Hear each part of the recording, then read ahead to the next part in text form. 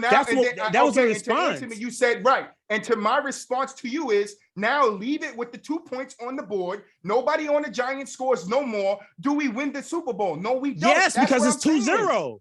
Yes, because it's 2-0. So Tom Brady didn't score. Tom Brady didn't score. Bro, this me saying that did Tom Brady score? You switching my question. You're switching the questions. All right, last question. You're switching the questions. Last question. After Justin Tuck hit his safety, right? Did Tom Brady not score? Okay. Yes. Okay. They came Can I get my point real quick? Y'all go ahead.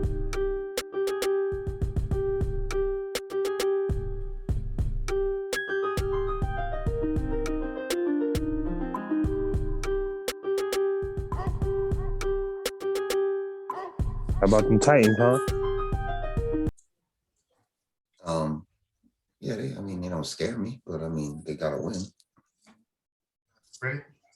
It's not sustainable, I feel like, without Derrick Henry. And then I feel like you get Derrick Henry back. Is he gonna be rusty? Is he gonna be, they said that when Derrick Henry went down. Is he definitely back for week 1 of the playoffs? If y'all got the 1 seed, y'all might get a bye, right? Yeah, absolutely. We get the bye. Yeah, definitely be back for the playoffs. But do y'all have to still win next week, though, right? To secure number 1, yeah. Yeah. Playing the Texans, though. It's a different team this time around. It's missing a lot of key guys that first go around. Everybody's back. I was just looking at what some teams need to make the playoffs. That should be crazy. Like you need, like the Ravens need a tie or win, a loss, something like, God damn, bro. You really need to crumble in your lap. The weirdest thing I saw was last week. They were talking about 2 AFC teams based on who won that game made an NFC team get in. And I just did not understand it. But what it meant was when the NFC team played that team, now based on what that team's record now makes that NFC team's schedule look harder based on whether that AFC team won or lost.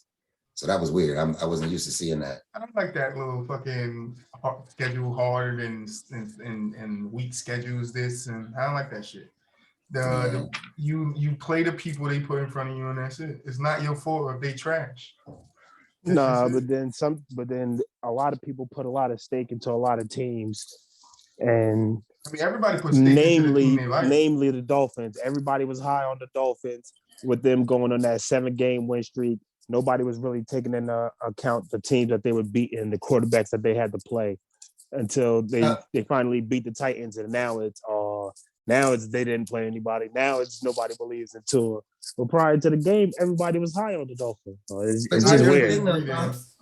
But here's the thing, though. Maybe we need to do a segment about it, because I can sit here and name 10 playoff teams for you right now that I don't believe in. I don't give a damn what kind of win streak you on. I'll tell you right now, I don't believe in you.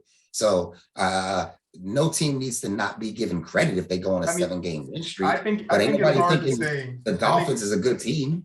I think it's hard to say number 1 defense all year. Don't believe in a team that's in the playoffs that they can make it to the Super Bowl, because any team that's in that playoffs can actually make the Super Bowl. You bet on them then. You're so confident, bet on them. I don't bet. I'm not a betting man, but if I was, I would. I'll bet on Eli's run going a Wildcat and going to the damn. That shit can happen again. That's a different story. No, it can happen again. That's your team. It can happen again. I'm not saying the Giants. I'm saying I will take what Eli did in the wildcard game, going to the Super Bowl, because it can happen again. That thing going from the wildcard to the Super Bowl can happen again. It's not an anomaly. Sure. All right. The cookies can crumble in anybody's lap. That's all I'm saying. The cookies can crumble and anybody that's in the playoff, yes, a wild card team. They have done. I agree. A wild card team can win a Super Bowl. I totally agree with that. But that's all I'm saying. You're saying bet on them. Like, it's no chance in hell. Like, no, there's I'm just saying the way you just stood up for when you said any team. No, I'm just shining light on it. Yeah, say it again. No, I didn't say anything about the 7 games. I said any team in the playoffs can make the Super Bowl is what I was saying. I don't know if you heard me, but that's what I was saying. So and I'm just to say that was to yours. I don't care. I don't believe in these 10 teams that's in the playoffs. My counter to that was any 10 of those teams that you don't believe in can actually be in the Super Bowl and win it by the end of this, this playoff, series. But at the same time, the majority of them I don't trust. I could be wrong. I can agree there. No, I can agree there, but I'm just saying they have the Dolphins back credit. effect. You don't go on a 7-game winning streak and not deserve credit. So the Dolphins, I agree 7-game winning streak, totally deserve credit. But are they a team that feared me if they made the playoffs? No. Absolutely not. No, but they could go on a run. They could get hot and go on a run. But that's what I was saying about when it came to the tiers list. There's not one team who's a clear-cut favorite. No team scares you. There's not one team that scares anybody in the league this year, which is why I didn't initially want anybody on that top tier list. But if I had to put anybody, I put the guys who are up there. But now you see how after 1 week, things, your opinions about those tiers completely changed after 1 week. And it was saying, and then when I was giving my opinions, it was a whole bunch of, well, your theory sounds good, but it's a lot of what ifs in there. And within 1 week, majority of those what ifs came true, and the Titans are right back at number one. So now, are we putting the Titans on the top tier? Are we dropping the Chiefs now? Who were the three teams up there? Green Bay, the Chiefs, and who else? Green Bay, the Chiefs, and the Bucs. Let me go check. Okay. Green Bay, the Chiefs, Green Bay, and the Bucs are the only two that belong up there. Then, if that's what you want to say, and guess what? Because so now all of a sudden we taking the Chiefs off. But this is what I was telling you again. No. I'm saying based on what you just said. Just to let y'all know. I'm saying based on what you just said. You said they lost. I said so. If you want to take them off, fine. I still think the Chiefs will beat the Titans. And first of all, when you say nobody should be trusted that's up there, I'm sorry, my opinion is not changing, and especially not based on what happens next week in a meaningless game. The Green Bay Packers are the best team in the NFL, hands down. And I'll take that bet against any team you want to. Matter of fact, put your money up. I'll take 100 versus the field. You can take any team left over, and I'll just take Green Bay. Uncle Frank zoomed in. I would take a fair bet. I absolutely take that. I absolutely take that. How could you not? I'll give you every single team. But I'll only take one. But you saying it with absolute certainty, like the Green Bay Packers are for sure a Super Bowl team. You act like you haven't seen this from the Green Bay Packers before. They were projected to be 12-5 on everybody's team. But that's what you go. But that's what you go based off. Their history, what they have done in the game. You go by history with a brand. You go with a history with new players on the team. Yes. Why is Tom? Hold on, Frank. Why is Tom Brady? Why is Tom Brady the greatest quarterback in the NFL right now? Because what he has done in his past, not what he's doing right now, is what he has done in his past. Boom. Why was Aaron Rodgers considered? Why was Aaron Rodgers? Hold on. Okay. Why was Aaron Rodgers? Why was Aaron? Yes, but that's what I'm saying. Why was the Patriots looked at as being this glorified unit out there? It's because Tom Brady was out there. It was because Bill Belichick was at the realm. So what they did together in their past gives them the name of why they carry the best coach in the game, best quarterback in the game. They did that together. Okay. It's their past. It's not what Bill Belichick is doing right now with Mac Jones. It's not so how about this? How about this? AB dancing on the field. If you had to pick one team right now, who's the best team in the NFL? In your opinion? If I had to pick one team that I trusted to get to the Super Bowl right now, it's Kansas City. Kansas City and Tampa Bay. Those are the two teams I would say I would trust to get there. And where were they at? On the top tier list, correct? Yeah, I mean. All right then, Frank, who you choose? One team. One team. And you know what? If I had to choose out of all teams, I would go to Bucs. That's my. If I had to pick a for sure shot. So when you keep sitting here saying those three teams didn't deserve to be on the top tier, they're the three teams we just named. Okay, we just named them. But I said the Titans. That's what we trust. That's what we trust. That don't mean they automatically get there. Exactly. And that's what Frank is saying. That don't mean that they're I can actually see Tampa Bay losing in the playoffs. I can see them losing in the playoffs. Absolutely. Yes, I think they'll lose to Green Bay. I agree. I can maybe, but I also see Green Bay if they come up against the Chiefs. I can see Green Bay losing that game too. That's a Super Bowl though. That's in the AFC. I'm talking about the NFC. I'm talking about strictly playoffs. They won't play them into the Super Bowl. Well, if they play whoever has the Eagles is the only clear cut clear cut win in the first round. I think whoever plays the Eagles will only be the only clear cut win in the first round. Everybody else is going to be a dog fight throughout the whole that's playoff. every year you have upsets, man. Look at when Tim Tebow took the Broncos, bro.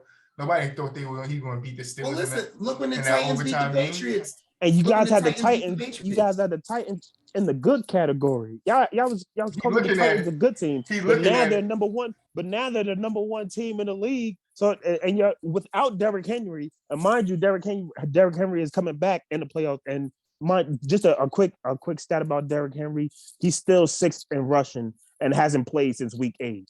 That's just amazing. And well, you don't have to put that argument out there, bro, because nobody's saying that Derrick Henry ain't the best running back in football. But that's what I'm saying. So if Derrick Henry comes back to the team who's already reeling, are the Titans not the favorite? Are the Titans not the scariest team in the NFL?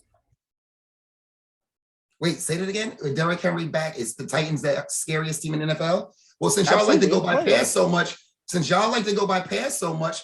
did Derrick Henry and the Titans do anything the last few seasons when it came to getting to the Super Bowl? Same quarterback, same running back. Super Bowl, but we've shown that we can win in the playoffs against quality tier teams. Not last season, 2 seasons ago, maybe. Not last season. What do you mean? 2 seasons ago, you beat the Patriots and you beat the Ravens and you lost to the Chiefs in the AFC Championship, correct? Correct. Okay, what happened last season?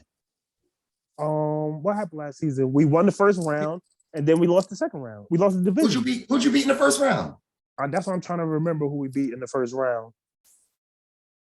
2 seasons ago? Absolutely. Nobody picked you to beat the Ravens, and nobody definitely didn't pick you to beat the Patriots, if I remember correctly, in New England. Deserved all the credit in the world. Matter of fact, even had a lead in the first half against the Kansas City Chiefs in the AFC Championship game. But, I mean, y'all keep talking about pass. What you did last season matters. I mean, come on. Having the Titans, you're gonna put your money on the Titans because that's your team. They have beaten the Chiefs in the playoffs since Mike Vrabel's been the head coach. The Titans have beaten the Chiefs in the playoffs, the Super Bowl Chiefs.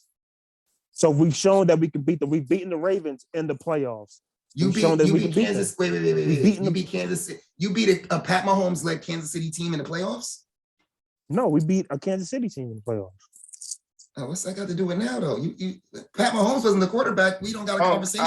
I was looking it up. My mic was off, but yeah, I lost in the wild card last year to the Ravens. Yeah, I'm talking. I mean, come on, Frank. That's your squad. Now you don't. He remember the wins. He don't remember the losses. No, I always remember. You know what I mean, shit. Come on, bro. He trying to come back, man. Come on, bro. The Titans are a playoff team. They are. Yeah. Scariest team in the playoffs, and we're a number 1 seed now. And I think the Titans deserve to be a tier team. They need to be a tier team. When we talk about scary, bro, when we talk about scary, to me, when we talk about scary, who am I afraid to bet against? That's what scary means to me. The Titans. We can't say who am I afraid to play against because we don't play in the NFL. So I'm gonna say who am I scared to bet against, and it ain't the Titans. All right. And I'm still picking the Chiefs over them, even with the Chiefs losing the other day. Even if the Chiefs don't have the number 1 seed, I'm still taking the Chiefs. Mind you, the Titans smashed the Chiefs in Kansas City 27-3 this year, by the way. But when it comes to the playoffs, gloss over that. When it comes to the playoffs, I mean. So now I would trust Kansas more than. Do you trust that? Do you trust Kansas City defense still? They've been playing well. They're playing well. They've been playing well, but when it really counts, they can't make stops. And they still can. They still have problems on the offensive line protecting Patrick Mahomes. Patrick Mahomes is still a head case. Do you trust the Titans enough not to shoot themselves in the foot? Absolutely. Okay, so here's my thing, Frank. We need to come out with a. Playoffs are different, though. That's what I'm saying. Like. Do you ever have an? You got to minimize mistakes. You got to every possession has to count. Do you ever not have an excuse when the Titans lose? Do you ever not have an excuse when the Titans lose? Yeah, I mean, because this season you kept blaming it on. I'm not taking nothing away from Derrick Henry. Derrick Henry is a huge part to lose from your team. That's a very good excuse. So I'm not coming at you on that one. Okay. But when you lost that game against the Jets and when you lost that game against Houston, you said, we were depleted. We were missing our wide receivers, this, that. Both wide receivers, mind you. And it wasn't. Julio Jones is a bum. He ain't done nothing all season. He ain't been on the field all season. The 2 games that we lost were our most injury-prone games. It was against the Jets, where we were missing 3 offensive linemen. We were missing the linebacking core. We were missing our secondaries. We were missing our starting wide receivers. And we still only managed to lose by 3. Scary teams that don't have all their players, if you're going to win a game without all your players, wouldn't it be against the bum-ass Jets and the bum-ass Houston Texans? If I'm gonna come into a game depleted, that took the Bucks to the wire. I mean, come on, bro, stop it. Now you want to make come on. Me and you were just texting just recently. So now the Jets ain't bums because they played the. You said that. So now the Jets ain't bums because they played Tampa Bay close. Now they're not bums because they played Tampa close. But you're making a big deal for us losing by 3 when they could have just beat the Super Bowl team who you got in the top tier team. Okay, so here you go. How bad are they really? I'll throw the same excuse at you. Ronald Jones got injured in the first quarter. Antonio Brown threw his jersey into the stand in quarter number 3.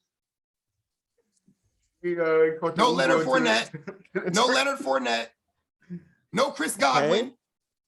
Okay. And they still weren't as injured as us. And they still weren't as injured as us. All of those guys you named, and they still weren't missing near as half the guys we were. All right, so you want to name a couple more to make it even? Hit record already. The show has started. You didn't hear me say that? No. My fault. I apologize, yo. No, you guys started the show. Continue, bro. I'll jump in and do the intro when you guys are done.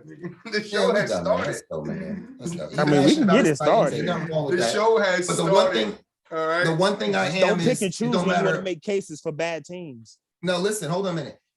The one thing I am is, no matter if it's my favorite team or not, I'm honest, okay? And if my team is okay, they okay. If they good, I'm gonna call them good. If they bad, I'm gonna call them bad. You know what I'm saying? And the Titans are a good team. They're making the playoffs. Anybody can win, like y'all said. We'll see what they do. But at the same time, I'm not scared of the Titans. So good teams make the playoff as a number 1 seed and home court advantage in the wild card game.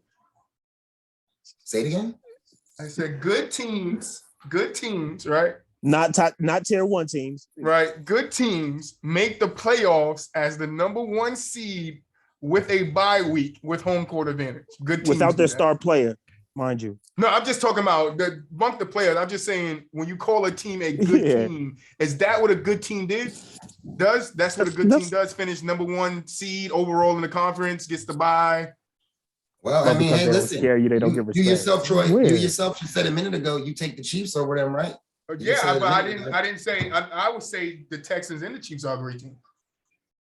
The Texans, but I didn't. Yes, the Titans. You know what I meant. The Titans. So that's just me. The Titans are a good team. The Titans are a good team. Great. I said great. I would say the Chiefs and the Titans are a great team. Same tier.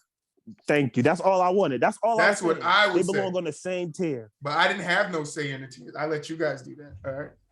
But what's up, guys watching at home, man? We started the show off a little different today. Pete and Frank had some stuff to get off their chest just a little about bit. The playoffs, man. But but listen, when you talk excuses, I mean, you got a lot of excuses, a lot of excuses, and then you throw the same excuses back. Every reason can't be an excuse. Every time you use injuries for every single loss that you took this season, and then you want to sit here and say, "Oh, that's not true." Tampa barely won against the Jets. So now all of a sudden, because the Jets played a close game for once, where Tampa was missing so many players and had a bunch of, oh my God, negativity going on that sideline and a lot to come back from. Oh, what? So if they would have lost, you would have gave them a pass. They still won the game. Would you have given them a pass had they lost? With all of that going on, would you have given them a pass had they lost to the Jets? No. They lost and should have won, even with what was going on. So why even bring it up? Because it's a counter to what you said about when Tennessee lost to the Titans, when Tennessee lost to the Jets and lost to the Texans, you had all these excuses for the same reasons that Tampa Bay had, but still won the game. No Leonard Fournette, no Ronald Jones, no Antonio Brown, no Chris Godwin. If the Bucks win that game without Tom Brady, then that's a different story. Tom Brady is their best player on the offensive side of the ball. Factor trip. The most valuable weapon. Brown don't matter. The most. I'm just asking. Is Tom Brady the most valuable weapon on the offense for the Bucks? Who was his wide receivers after Antonio Brown left the game? What was the guy's name that caught the game-winning touchdown? I can't remember. Right. That's my point. You proved my point. So I mean, what are we talking about, Frank? He still got the job done. I'm just waiting for you to answer. you're trying to compare. You're bringing up all of these losses. When I bring up those two specific games with the Jets and the Texans, and I tell you those two games were when we are at our most injured. Mind you, we've had an NFL record 88 different players on our roster this year. That's an NFL record, and we're sitting at and we're still sitting at the number one seed. And I tell you, in those two losses, we were at our most injured. Right. We were missing our top weapons on the offensive and the defensive side of the ball, and we're missing guys on the offensive line. Here's why. Go ahead. No, finish. Go ahead. No, go ahead. Here's why I just say that, like, you're overly biased when it comes to the Titans, right? Because you used excuses about injuries why they lost to the Jets and the Texans. But yet Tampa had all those injuries and they still won that game. Then on top of it, when I talk about Green Bay, you say, what has Green Bay done in the past? Talking about hold on a second. You say, what has Green Bay done in the past? You can still say the same thing about the Titans. What have they done in the past? No, he said Green Bay has but the Titans just came relevant in the last 4 or 5 years. 6 years. We've been a playoffs team for the last 6 years. Right. So since Mike Vrabel. Aaron Rodgers has came into the league, right? As supposed to be this phenomenal quarterback, above Tom Brady type of guy. So let's just talk about the last 5 years then. Okay, let's talk about the last 5 years. But what Frank is saying, and I agree with what he's saying, is if you look at Green Bay, they're gonna make the playoffs every year. They'll make the playoffs every year, but what happens every year when they make the playoffs? That's their resume. That's all he's saying. They have a resume, and that's what he's looking at. He's not blaming on that. He's not saying, oh, let's look at history. He's saying the history is their resume. Am I gonna think that they're going to do something different than their resume? Like, let's look at the Giants. What is our resume? Our resume isn't going to get Super Bowls and championships. That was, not even Eli's resume. That's little blemishes, which we'll get into later on in the show about Eli. But our resume is struggling to be the second best team in our division. Fighting with the Cowboys sometimes with Washington football team, who, by the way, guys, is going to reveal their new name and logo next month. So can't wait for that. I mean, but that's what he's saying. He's just looking at resume. And what he's saying is the Titans, and you can, add to your resume or do something different in your resume. We've been waiting for Green Bay to do that shit for the last 5 years. If you want to talk about the last 5 years, we've been waiting for Aaron Rodgers to go get his second, third, fourth ring. Like that's what he should be on 5 right now in everybody's eye. He's that great of a quarterback, and he does something that only another quarterback I can think about does, which is Tom Brady, which is when he has no wide receivers, no number ones, he finds a way to get it done. There was a couple of years ago when they were saying Green Bay wide receivers couldn't get off man to man. You just run man to man against Green Bay. The wide receivers can't get no space. They can't do nothing. And Rodgers was still getting it done. Like that's Rodgers' resume. But as a team, when you go into playoffs, you can't look at individual. You have to look at team. That's why I say the two safest teams to me would be the team that been to the Super Bowl the last 2 years, which is the Chiefs, and the team that beat them to stop them from going back to back, which is the Bucs, which is led by the greatest guy of controlling the game. One of the greatest guys of controlling the game, and Tom Brady. Like that guy can control the game all the way out. You have to have a top-notch defense. He acting like you never seen this story before. Like you have to have a top-notch defense to stop Tom Brady. But what he's saying is the Titans are in a good position for this to or could be their year to make it further than a Green Bay or make it to a championship and actually win it, because now they have the pieces falling into place, right? They have the pieces falling into place, and then other teams don't have pieces falling into place. Like I always say, that cookie has to crumble. The cookie can crumble in Tennessee's lap right now. Like you say, even though he's saying the Chiefs can get there, do we really think that the Chiefs defense, like Frank said, can stop anybody? That's what it's going to come down to.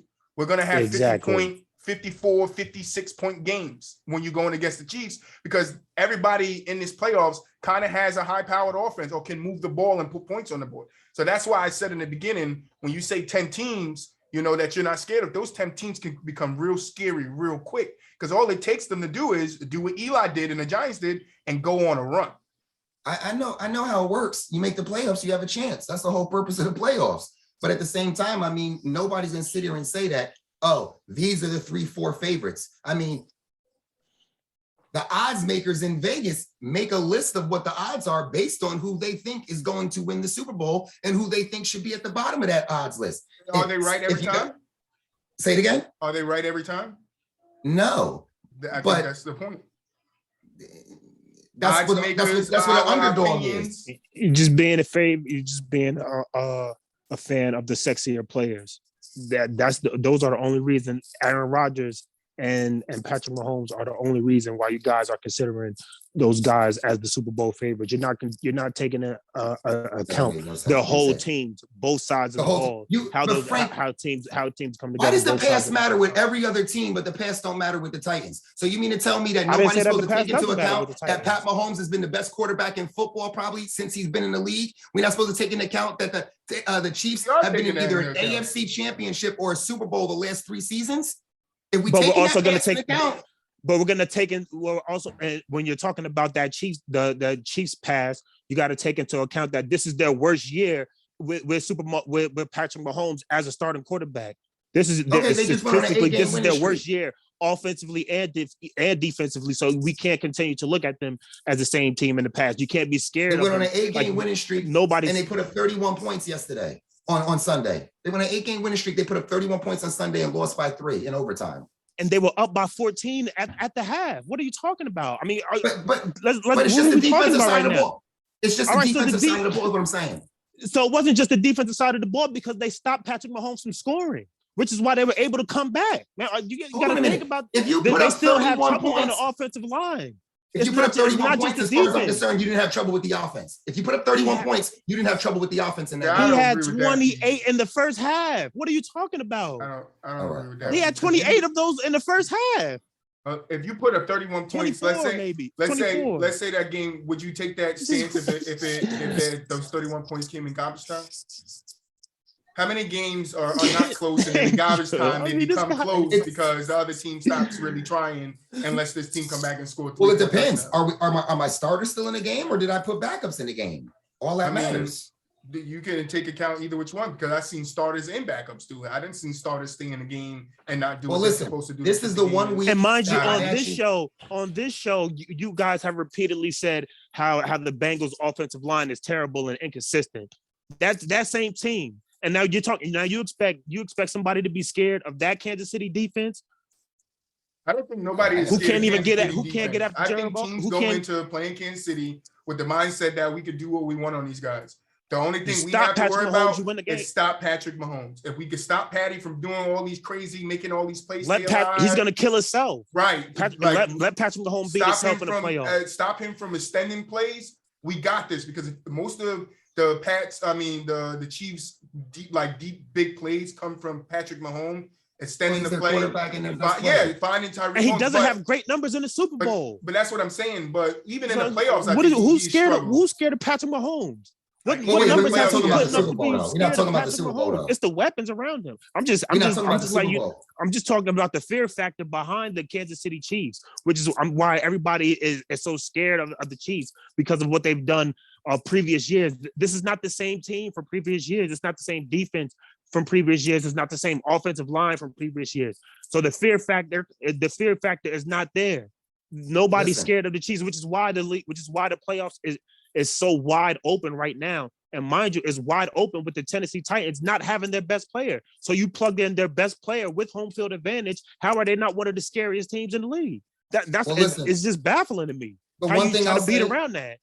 The one thing I'll say is, as far as this week with football on Sunday, I picked up an extra shift at work. I was in at work at 9 a.m. I missed all the 1 o'clock games and part of the 4 o'clock games. So this is one Sunday where obviously I know what happened, but I didn't follow the game that closely. So as far as, you said Kansas City put up points only in the first half and not the second half and stuff. These are things that I missed because I was at work on Sunday, which I'm usually not. So I missed a lot of the things that happened on Sunday. So I can't really speak.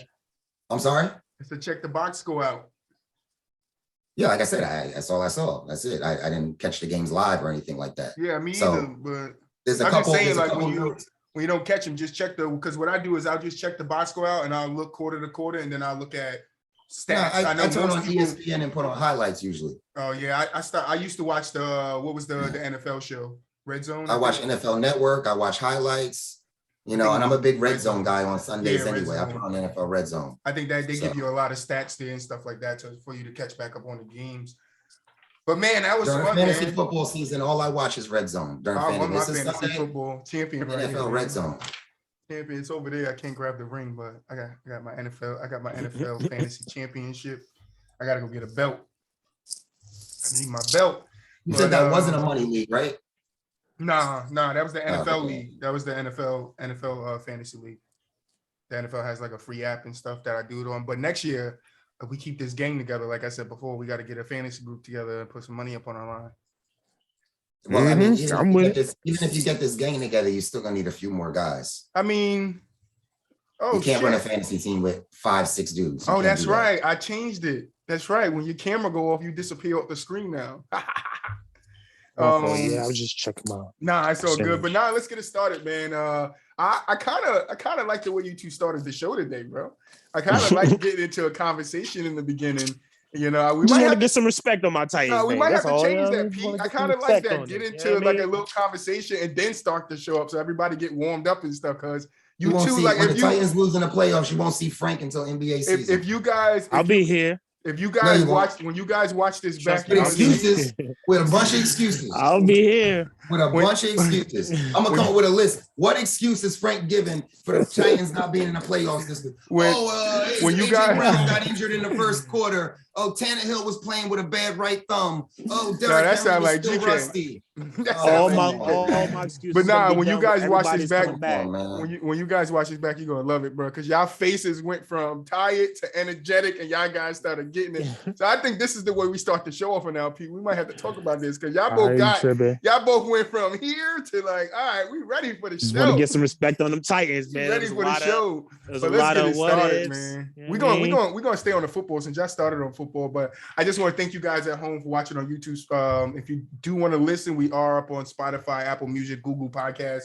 You can catch us over there. Don't forget to leave us some comments. Let us know if you guys want to come on the show because we do want to hear from you guys. But without further ado, let's get it started, man. You guys started it off great. I love it. My energy's up now. But we're going to stay on football, right? I'm going to rework the doc, and we're going to stay on football. So let's touch on this Eli, man.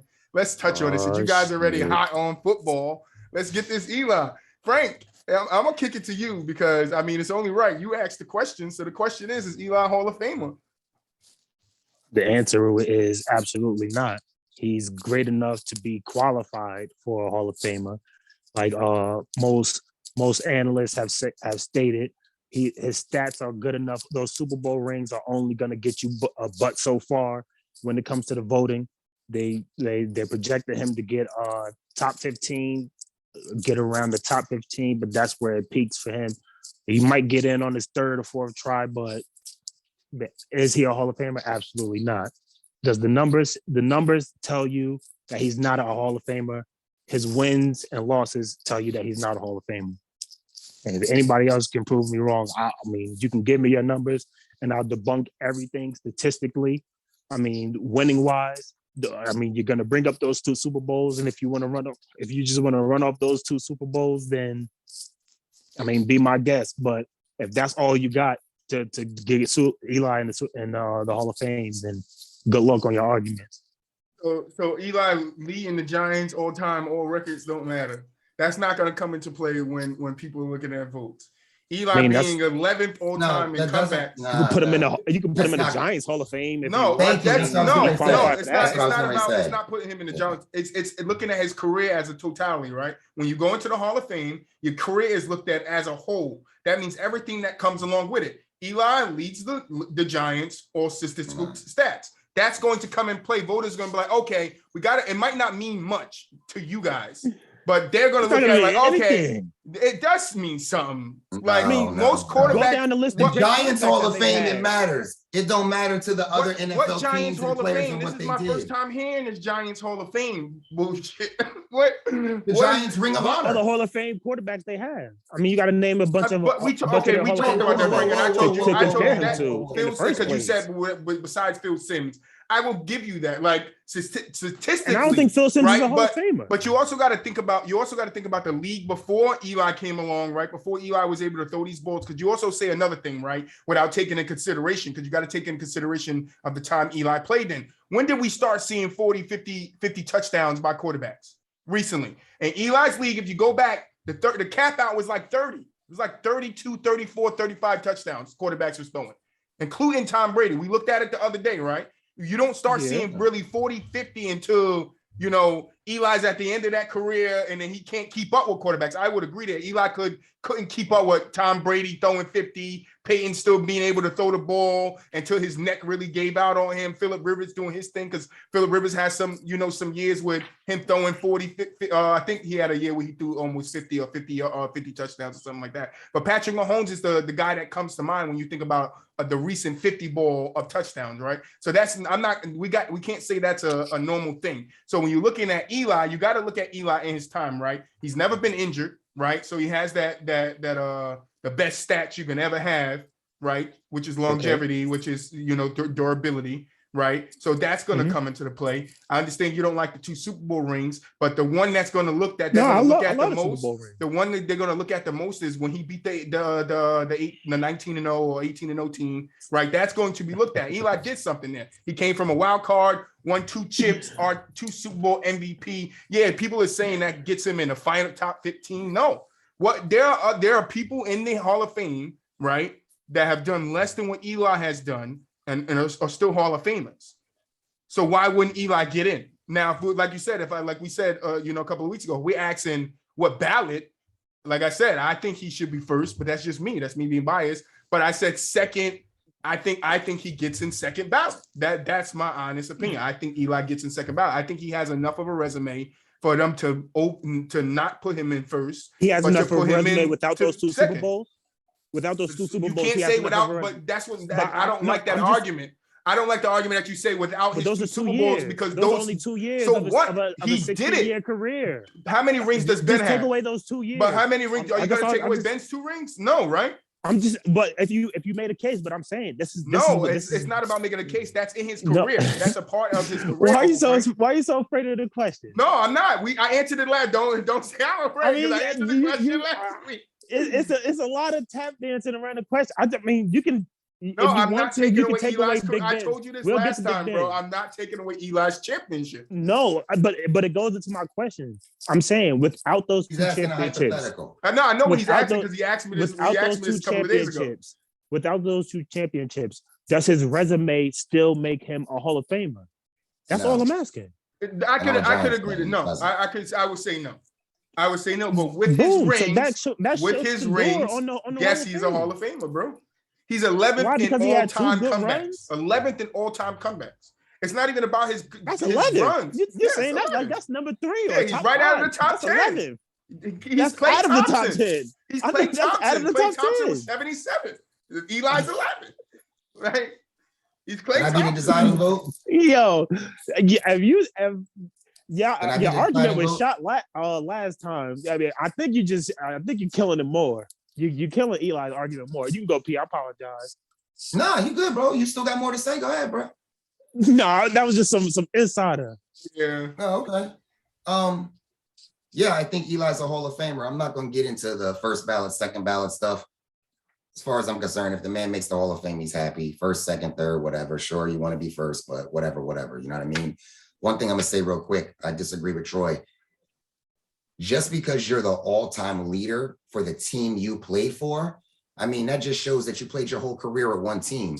The Hall of Fame voters do not care because you lead the Giants in statistical categories. See, and that's my problem. You guys are looking at it as it's the Giants. No, it's an NFL football team, and you lead them in statistical categories. What is looked at over your career, right? Statistical categories, right? When we talk about Phillip Rivers, what do we talk about? His statistics, right? His numbers. So when you look at Eli's career as a whole, that's going to come into play because those are his numbers. It's not about the team. He could have did it on the Chargers. He could have did it on the Jets. It does not matter. Those are his statistical numbers. How many quarterbacks lead their teams and statistical numbers out of every other quarterback that plays for the team? Not all of them. The starting quarterback. No, not all of them. You cannot say if every you played quarterback 18 years on one team, and you were the starter, most likely you're going to lead your team in those categories. Why is playing? You make it sound like playing 18 years for one team and leading in statistical categories is a bad thing. No, he's loyal. He stayed with the team and worked it out with his team. Like Tom Brady could have did the same thing. We wouldn't even bring that argument up for Tom Brady if he was still on the Patriots. That wouldn't even come out nobody's mouth. If somebody sat like, yeah, Tom Brady's a Hall of Famer, man. He has all them Super Bowl rings. He leads the Patriots in statistical categories. None of you guys would have batted an eye. None of you. I just never heard. Eli is like, okay, you can't say that because it's the New York Giants. No, it's an NFL football team who has championships. How many championships does the Giants organization? I think you're killing yourself. You're killing your argument. I'm good. Can I finish? I'm good. Let me finish what I'm saying, right? I'm just saying that I've never in my life heard that the reason why a person was voted into the Hall of Fame was because they were the all-time leader. Is that the only reason I named though? Because you know you're going on it on the tangent like that's the only thing I said. It's the only thing I said. No, I mixed it together. It's as a whole. Don't take it and separate it as one by one. Like, oh, you can't say this. When I said he leads in statistical categories, he has 2 Super Bowl rings with 2 MVPs. Say it the correct way and attack it as a whole because I didn't say it as an individual thing. And that's the problem with you saying as I have never heard anybody say that you got into the Hall of Fame because you led into. I didn't say that. I said Eli's going to get into the Hall of Fame because he leads the Giants in statistical categories. He's a 2-time Super Bowl champion and a 2-time Super Bowl MVP. Okay, so I'm just going after the first part right now. But you're separating it. But the reason why I'm separating it is because some of it I agree with and some of it I don't. So that's fine. But I'm saying just attack it as a whole, whether what you agree with and what you don't agree. Don't, because when you're separated and somebody's listening to it, they're gonna be like, yeah, he did say that, and I didn't say that.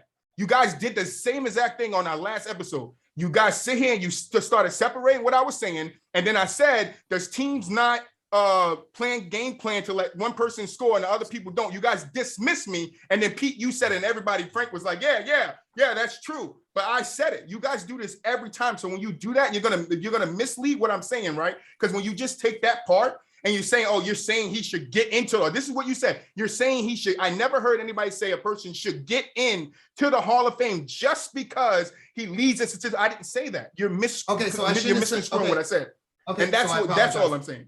So I apologize. No, you don't need to apologize. It's all in love, Pete. I'm just saying it's all in love. No.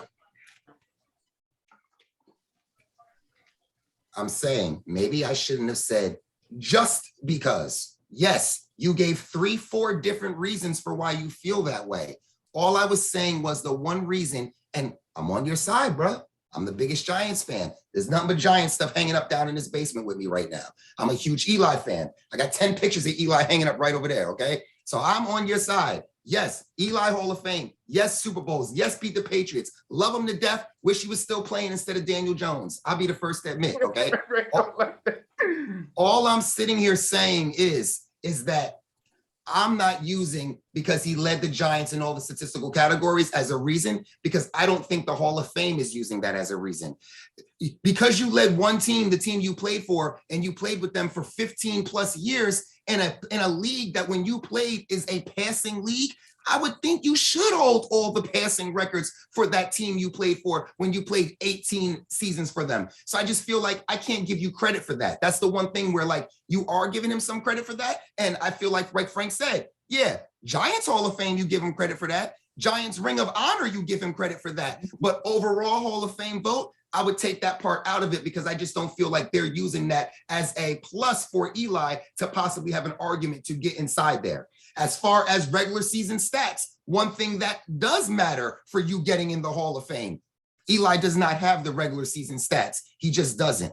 And the one name that the 2 names that he's constantly compared to are the guys that he practically came into the league with when it comes to Phillip Rivers and Ben Roethlisberger. And they both have better regular season stats than him. And they both played their entire careers with the same team. I don't count what Phillip Rivers did one season with the Indianapolis Colts. He played his entire season with the San Diego Chargers, Los Angeles Chargers, whatever you want to call them. And none of those guys, it ain't just an Eli thing. Whether you're talking about Phillip, Ben, or Eli, none of them get extra points just because, oh, I'm going to give you a Hall of Fame vote just because you led the Steelers or you led the Chargers or you led the Giants in all the statistical categories when you got 18 plus seasons with them. You should do that. It's how did you compare to the rest of the NFL, the rest of the league, or the rest of the quarterbacks that are sitting in the Hall of Fame right now with really good resumes.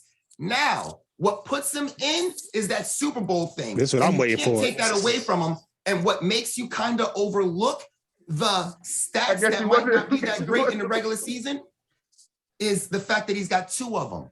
How many players do we know that have the regular season stats, but don't have the playoff numbers or the Super Bowls? We got a whole list of guys in the NFL right now that are in the Hall of Fame that don't even have Super Bowl wins. So the fact that Eli doesn't have the stats, if he's got 1 Super Bowl with it and you don't want to give it to him, fine. But then when you throw 2 Super Bowls into it, 2 Super Bowls against 2 really good teams, 2 Super Bowl MVPs on top of that, I feel like, you know what, that outweighs those bad regular season stats. And let me correct myself. It ain't bad regular season stats. They're just not the greatest regular season stats when you're talking about your Drew Brees, your Peyton Manning, your Tom Brady, and all your Dan Marino, your Jim Kelly, all Can we get the the guys, numbers your on Joe how many- Montana, Steve Young, all these guys. Can we get the numbers on how many wide receivers Rivers and Ben had to throw to over their tenure in the NFL? Because Eli's at 100.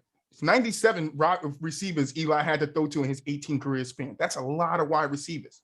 A lot of wide receivers. Everybody's probably around that number. I mean, they could years, be. Wide receivers come and go. They could be, but wide receivers did come to go. But you got to remember, wide receivers were long, like Terrell Owens, Ocho Cinco, Randy Moss. Them guys were around for a while. They were on the same team, but they were around for a while. And now we're seeing arguably had the best core out of all of those 3 guys. Even with playing all of those guys, he probably had the best core of receivers out of all of those guys. What core was that? I mean, all of the receivers that Eli's played with compared to everybody else, from Victor Cruz to Odell, Mario Manningham, Plaxico Burress, Amani Toomer, Hakeem Nicks. I mean, Jeremy Shockey. He's had some. Don't make it seem like he has some scrubs over there. I didn't say he had scrubs. I'm saying that's not what I said. But that's not what I mean. I said he's thrown. But hear me. He had the quarterback for 97. When you bring up, that's a big ass. That's what I'm saying. But when you bring up, the 97 receivers don't matter if they're good receivers. That's what I'm saying. Not all of them was good though. Don't reverse what you're saying. But majority of the guys he thrown to, we're not a handful of them. That he may have. Yes, a handful of them was good. Yes, a handful of them was good. And you named probably a handful of them. Yes, probably a handful of them. But I'm talking about as the main guys he's thrown. And I can agree with that. I don't disagree with what you said. I totally agree with you. But what I'm saying is that number is a big number in a year of play to throw for 97 different wide receivers. And I know that calculating into everybody he's ever thrown to. So that could have been 1 pass to this guy, 1 pass to that one. But that's a stat for me that I'm like, damn, how many did Tom Brady throw to? Because I know Tom Brady went through his number of wide receivers too, like Pete just said, Phillip Rivers, I don't know how many, because I really didn't I'm not going to lie, I didn't really pay attention to Phillip Rivers. I always thought Eli achieved more in his career, even though Phillip always had the numbers to me. But Pete said something that's key when he said there's a lot of people in the Hall of Fame. And I said this, on previous episode, and I said it before Pete went. There are people in the Hall of Fame that just have stats. So why can't Eli get in if he just has rings? There are people in the Hall of Fame that just has stats. Phillip Rivers is probably going to be a 3rd ballot, whatever ballot Hall of Famer because of his stats. Here's a guy that's not in the Hall of Fame and doesn't deserve to be in the Hall of Fame at all, right? He has absolutely no stats, but he has a Super Bowl ring. Trent Dilfer, Baltimore Ravens. Okay, brought him up. Say it again. I brought him up last time. You brought him up. Okay. So Trent Dilfer, we know he's not a Hall of Fame quarterback. Matter of fact, the Super Bowl that he won, Ray Lewis was a Super Bowl MVP against the New York Giants, okay? Eli's Super Bowls, as we're all going to agree, are on a completely different level. Completely different level than somebody like that. Now, don't get me wrong. Eli definitely has better regular season stats than Trent Dilfer.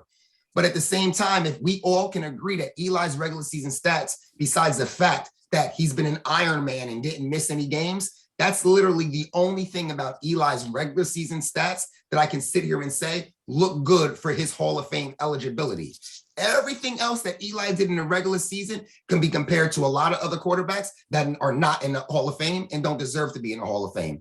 But the thing that puts him over the edge is not the fact that, say, he leads his team in all statistical categories. What puts him over the edge is the 2 Super Bowls. I almost feel like if you want to talk about the fact that he leads his team in statistical categories, which almost any quarterback will do that played 15 plus years there in a passing league, I feel like we're almost like begging and pulling out every little thing we can to get him in to the Hall of Fame if we're bringing up New York Giant records. Because I'll tell you, when I looked up Eli's career, bro, that's what came up. So if somebody is counting it somewhere, if I can find the information that Eli leads the Giant in statistical categories when they're talking about him being a Hall of Famer, then why can't I say it? I understand you guys can disagree with it. I respect you guys disagree with it, but I think that shit matters. Like when Ben goes up for it too, I think it matters.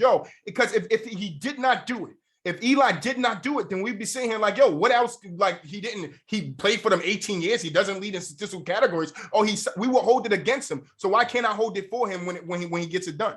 Like Eli could have been a trash ass quarterback. People don't understand that. He could have been what people are saying Danny Dimes is right now. He probably is a Danny Dimes, just won 2 Super Bowls. Like people have said that Eli isn't a top quarterback nowhere around here. Probably not even top 25. When you're looking at all time, probably not even top 50 when you look at all time. And you know what I would tell them? When it comes to a league where Super Bowls are very far and few in between, other than say Tom Brady, who was always in the Super Bowl, it seemed like every single year. If Eli had an 18-year career and won 2 Super Bowls, I think Frank would sign up for that with the Titans. I think anybody of any fan of any team would sign up to get 2 Super Bowls. Ask the New York Jets. And we just the New York Jets who haven't won a Super Bowl. Ask the New York Jets who haven't won a Super Bowl since Joe Namath. They would take 2 Super Bowls in a span of 18 years in a heartbeat. Who wouldn't? Frank, you a Titans fan, right? They used to be the Houston Oilers. Okay, I take any type of Super Bowl. You ain't won a Super Bowl. I believe the same thing for Phillip Rivers. When Phillip Rivers go up, they're gonna look at it like, he leads all statistical categories for his Super team. Bowls are hard because he could have not done it, bro. In 18 years? He could have not done it. But that can't be it. No, I'm not saying it's it. I'm not saying it's it. Listen, hear me. But that's what y'all said. You said that he should be able to get in with the 2 Super Bowls and not having the numbers. That's what you said. Because people get in with just numbers, though, Frank. People get in with just numbers. So why can't? But hear me. We just talked about this, Troy. I don't understand how you forgot it. I can't fucking remember his first name. The quarterback Largent, he played for the Steelers. I mean the Seahawks, and I'm not the Seahawks. He got 2 rings with the Raiders. He got a Super Bowl with the Raiders, and then he has a Super Bowl with another team. He has 2 Super Bowl. I'll get you the name in a few minutes. No. I think it's Largent or something like that. I'll get you the name in. And I want to say Steve Largent, but I don't think that's him. I'll get you the name. The other day, right? Yeah, we brought him up the other day. Yeah, it's a quarterback. There's a quarterback who has 2 Super Bowls, who has the 2 Super Bowl wins, has the 2 Super Bowl MVPs, but he's not in the Hall of Fame.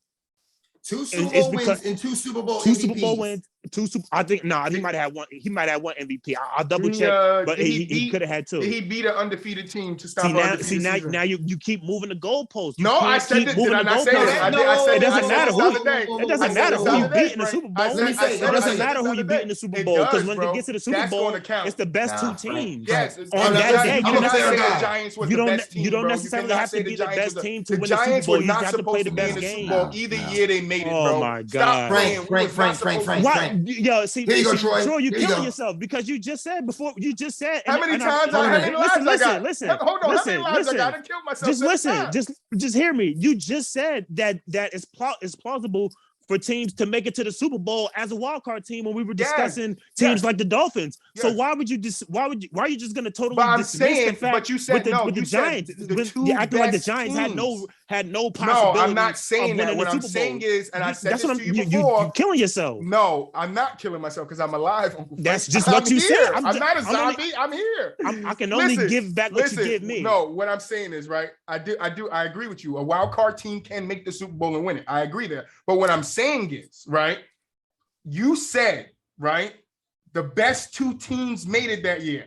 I said the Giants was not the second best team that year. They were not, bro. You cannot say that the Giants were the second best team in the NFL in 2012 or 2008 or whatever the other year was. You cannot say that. Record-wise, I'm not gonna go record. No, I'm talking about personnel, team-wise, the way they played the system. You cannot say that, bro. We were not supposed to be there. When it comes to the Super Bowl, only the best two teams play in the Super Bowl. However you want to break it down, those are the got hot at the right time. That's what I'm saying, yo. We went on a run that nobody was ready for both years, and I don't think that contributes to you being the best team. Like we wouldn't say the Dolphins right now on a 7-game winning streak, if they go into the playoffs and win the rest of the playoffs out on the street, we're gonna say they're the best team in the NFL. No, we're not. No, we're not. Sometimes the best team doesn't always win. And that's my point. Okay, that's what I'm saying. Which is why I say it has to be once it gets to the Super Bowl, because those are the teams that overcame all of the odds. So let me say at the end of the day. This. Yeah, I can agree with all the odds, but I'm not going to say the season. Best teams. So for the season at the Super Bowl, I mean, you can however you want to put it, best team. If we're talking at the end of the day, those are if there's only 2 teams in the Super Bowl, and those are the last 2 teams standing, despite what anybody says talent wise or whatever. If those are the 2 best teams. Frank, That's what I'm saying. Since you've been using the word kill a lot, I'm gonna use that word kill, right? Okay. If I could, I'm dead over here. If I could kill Troy and sit there and go against him, right? And say you killed Troy too, so but I'm about to give it to you too. So go ahead. Okay. I didn't die nowhere in this show yet, so I don't know. So if I can sit there, if I can sit there and kill Troy, right, and say that Eli's records with the Giants don't mean anything with going into the Hall of Fame, then I got to come back and flip it on you now and say, since we're talking about being in the Hall of Fame, to sit there and say the fact that he went against the teams that he went against in the Super Bowl does not help his resume is blasphemous. However you say the damn word to me. Okay, I'm sorry. Okay, I'm sorry, bro. Because if it had been Eli in the Super Bowl, you're dying, Frank. You're dying. If it had been Eli in the Super Bowl against whoever, we wouldn't be talking hardly about Eli's Super Bowl wins. The fact that it came against an undefeated team, the fact that it came against the best quarterback in NFL history, the fact that the Giants started off that season 0-2 and ended up being in the Super Bowl. The fact that they were the wild card team, the fact that they had to go on the road and win in Dallas, go on the road and win in freezing Green Bay against Brett Favre. All these which is just it's just resume. How you kidding me? You gonna bring up Brett Favre? That's what I'm. This is Brett Favre wasn't an elite quarterback. You're killing Eli's resume. You're killing his I don't know whole what point. Kill word today, both of you guys retire this kill word. Pete, you killing Jay with your argument. Frank, who was supposed to win the NFC Championship game? Brett Favre in Green Bay or Eli and the Giants? Green Bay was supposed to win. Go back. No, Green Bay. Eli was supposed to win in Green Bay. Go back to 2009. Go back to 2009, Frank. Frank, go back to 2008. So Green Bay was just it's just impossible to beat Green Bay in the playoffs. No, we're not saying in Green Bay. No, the logic goes back to what I said. Nobody said it was impossible. Who was supposed to win? A wild card team can get hot and beat teams they're not supposed to beat. The year before the playoffs. Teams can get hot and beat teams they're not supposed to beat. They're called upsets. The Giants upset Green Bay. If you go back to 2008 when we played Green Bay, or 2012 when we played Green Bay, you go read the tabloids. What are they saying about that game? And that we're the underdogs. NFC Championship, Frank, wasn't an upset. We didn't go in underdogs. We went in the best team against Green Bay. Green Bay was a far better team than the Giants. It's only, and you're only an underdog because of the place that you're playing, the place that they were playing.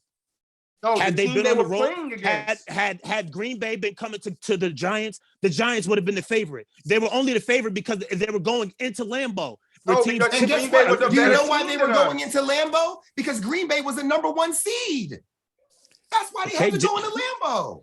Okay, so does that make them the best team? You just because you guys just said. I mean, if we want to go back to the Titans have the best record, and you're saying that they're not the best team. So Green Bay Packers, they had the best record. So I didn't say they wasn't. I said they should be. Whoa, Frank. Come on, see, y'all killing yourselves. Hold on. Killing yourselves. There's a lot of graveyards back here. I got the shovel. Frank, you're 100% right, but guess what? I'm about to go somewhere. I'm sorry. Personnel matters. You act like we've never seen a team be in first place before and get upset, or a team be in first place and not really deserve it. It happens sometimes. Green Bay was a damn good team that year. And that's all I'm saying. I'm not saying that there's not a... Here we go. I got it right for you right here, Troy. Troy, I got it for you right now. Ready for this? We will both agree, right? Whatever Frank says, we both agree. Green Bay was supposed to beat the Giants in that NFC Championship. Oh, yeah. We wasn't supposed to win that one either. Perfect. And Green Bay was the number 1 seed, right? Mm-hmm. Okay, so here we go. I'm gonna flip it to his Titans, right? Titans are number 1 seed, right? Mm-hmm. You put them against Green Bay right now. You put them against Kansas City right now. You put them against Tampa Bay right now. Just because they're the number 1 seed, are they supposed to win that game? No, absolutely not. I rest my case.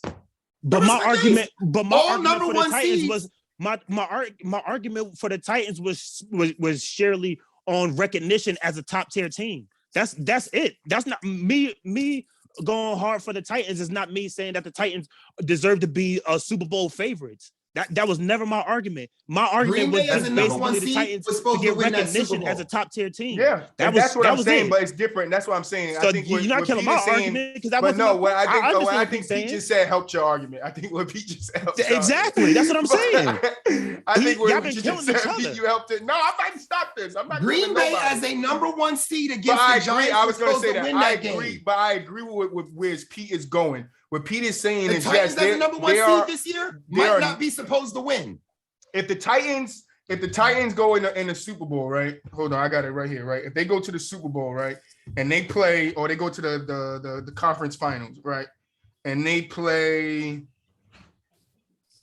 let's say the Chargers, right, which would be a fucking good game, right? Oh yeah. Do you think the Tennessee Titans is going to lose that game? It's the championship. You're going to the Super Bowl after this. You think the Chargers, you think with Derrick Henry, mind you, right? But do you think? I'm asking you, Frank. Do you think the Titan Tennessees will beat the Chargers in the absolutely in the AFC? Absolutely, their favorite. Right. Yeah. But what happens if the Chargers then beat your Titans and go on and win the Super Bowl? What do you mean? What will happen? Right. The same thing what Eli did. That's what's going to happen. That's why it means something. And that's all I'm saying. Eli did something, right, that he was not supposed to do. We were not supposed to be there. You go ask any analyst, because Stephen A. Smith had the same argument. Oh, you beat Atlanta. Who you beat? Who the Giants beat on their run? Listen, those were the teams that were better than us in that year, except for the wild card game. That team could have been equal or worse, whatever, right? But when you're going into those next 2 rounds, meaning these people either beat their wild card or they were there. Mind you, you split with Dallas both of those Super Bowl years. Factor trip. What happened? You guys split with Dallas both of those Super Bowl years. We went 1-1. The years that y'all went to the Super Bowl, y'all. And the regular season, y'all split with Incorrect. No, I think we beat them twice once. Incorrect. Right, in the first Super Bowl, Dallas beat the Giants twice because all they talked about was, can Dallas beat the Giants 3 times in one season? Yeah, I remember that. That's incorrect. All right. So on one of them, y'all split. Oh, y'all beat them twice. Y'all beat them twice. I think the next year, split 1 year. We either split. Y'all swept them, or y'all split. Did we drop? Oh, listen. You know what I actually have trouble remembering? So Troy, being the other Giants fan, can help me out here, right? The first Super Bowl, I remember everything to a T. It was Tampa Bay, it was Dallas, it was Green Bay, then it was Patriots in the Super Bowl. In the second Super Bowl run, who else did we play in that run to get there? I know it was Green Bay. It was Atlanta. And the Green Cowboys, Bay, the same teams. It was the Cowboys, the same teams. Hold on. Let him answer. Let me find, let me see. Hold on. I ain't gonna answer. I'm gonna go to it. Same teams. I'm gonna go to it. But don't say same teams, Frank, and the Super Bowl was 5 years apart. That don't matter. I'm saying the same teams, like the same. It was the Cowboys and the Packers. Okay, the way you said same teams is making it seem like the same personnel, the same talent level. I literally mean like the same teams. Oh, okay. Oh, why is that minus Tampa Bay. Minus Tampa Bay, and you just switch Tampa Bay for the Falcons. Okay, that might be right. I don't remember. Yeah, I think we played the Falcons the second year, and I think it was Green Bay and Dallas. I'm gonna find it though, because the same 2 teams. So does that make it a gauntlet? Does it make it a gauntlet team? Does what make it a gauntlet team? The Cowboys. I mean, Or the Cowboys or the Packers. Are they gauntlet teams? Because those are teams that you guys have previously seen in the playoffs, and it's a team that you see twice a year in the regular season. So there's some sort of familiarity to playing those two teams in the playoffs. So so the fact that you guys win, no. We only see Dallas. We only see Dallas in the playoffs. We only see Dallas in the regular season. Stun. We only see Dallas in the regular season, not the other two teams. But I'm saying you saw that you consistently see the Green Bay Packers in the playoffs. So there's that familiarity, and then you're seeing them at the most important time. One was led by Favre and one was led by Rodgers. One was led by Favre and one was led by Rodgers. So that's two different teams. If you ask me, it's not giving me the whole playoffs. I want the whole two quarterbacks who got the same type of. You need two quarterbacks who got the same. Three quarterbacks who got the same type of resume, the same exact resume. Year after year after year after year. We played the Falcons. Brett Favre constantly loses in Lambeau. So you're telling me he constantly loses in Lambeau. So him losing in Lambeau is no surprise. I got to go back. We got to go back and check who is favored in those games, because you guys is just out here saying that. I ain't gonna talk much about the second Super Bowl, because as far as I'm concerned, everybody was like in shock that the Giants actually weren't the favorite in that Super Bowl against the Patriots. So I ain't gonna talk about that second Super Bowl, okay? But in that first Super Bowl, the Giants, you can say whatever you want to say about Tampa Bay. Underdog. I was very confident going into Tampa Bay, beating Tampa Bay in the first week of the Super Bowl in the wild card game, okay? Tampa Bay won the division, so that's why they had the home field advantage in that game. But the Giants were not supposed to beat Dallas the very next week in Dallas, and they damn sure were not supposed to beat Green Bay in Green Bay the very next week. But why? But you're not telling me why they wasn't supposed to beat Green Bay in Green Bay if Green Bay has a history of losing in Lambeau. You got to tell me why. Frank, you know what the difference between me and you is, bro? You put way more into this history stuff than I do, and that's okay. That's okay. That's okay. But you got to. Did we play the 49ers? You got to tell me something though. But there you go, Troy. It wasn't Atlanta. It was the 49ers. It was Atlanta. The 49ers. It was Atlanta, Green Bay, and 49ers. I think we played that year. So no Dallas. Yeah, I don't think we played Dallas that year. 49ers 100% were in there. Matter of fact, 49ers was the NFC Championship game. Mm-hmm. 49ers was the NFC Championship game. Yeah. Not Green Bay. He's 100% right. Green Bay was the second round. Yes. Okay, so he was wrong on Green Bay. All right, boom. And Green Bay was first. Green Bay finished first that year, and they had to bye too, and we beat them like the game that they came back from their bye. So it was Atlanta, Green Bay, San Francisco. So we beat Atlanta in the wild card. We beat Green Bay in the second round, and then San Fran. It was 100% San Fran. Okay, I got you. Yeah, San Fran. I stand corrected. Had to buy too. You stand corrected. But even if the teams were the same, Frank, that don't matter much when the Super Bowls are 5-6 years apart. That's true, because personnel switch up a lot. So heck yeah. I mean, listen, even if we talk about Green Bay, they had two different quarterbacks. Of that 49ers team, was that a Kaepernick team or Alex Smith? I think it was Alex Smith.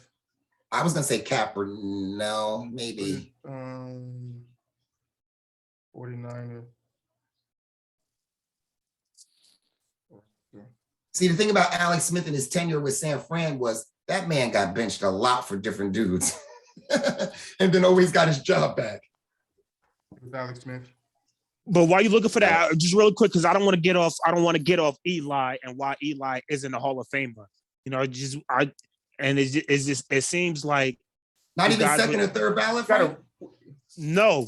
He has. I told you, and that's my final statement. He's in. If you guys don't want to take he leads the Giants, I'll take it. Put it right there on my back, Eli. I carry the bag. If you want to tell me he's not a first ballot, I'll take it.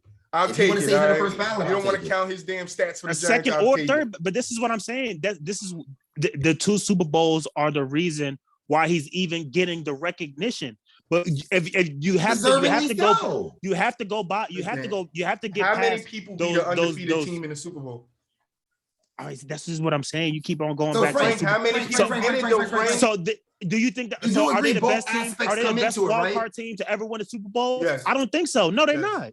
I would have put them over the greatest team in terms. Super Bowl. That's what I'm asking. No. You care more about stats than Super Bowl? No. I just said it. if I'm a voter, right? If I'm a voter, it has to be a good balance. If the guy doesn't have both, if the guy doesn't have both, right? It has to be a balance. I can see if Eli was a backup quarterback, right? Or if he came in like a Nick Folks, right, and won a Super Bowl, then we can have the discussion. But the dude started all year. He literally led his team to 9-7, then went to a wild card, whipped, got to the Super Bowl and whipped some more. Like you guys, two keep times. Killing your argument because y'all can't move past the 2 Super Bowls. I just gave you a quarterback who got 2 Super Bowls. Is the game? Hold on, Frank, I'll be the first to admit. Frank, I'll be the first to admit. What is the game? I'll be the first to admit. It's hard to move past the 2 Super Bowls when that is the greatest accomplishment on his resume. But it's not. But so what else is? What is the greatest compliment on Eli's resume? But that doesn't mean. But we're talking about him as the individual. But we're talking about a Hall of Fame resume, guys. You can't write history without. Right, Hall of Fame is an individual stat, right? Means you get it off your individual accomplishment, right? So if the Giants did not have Eli them 2 years, do we win the Super Bowl?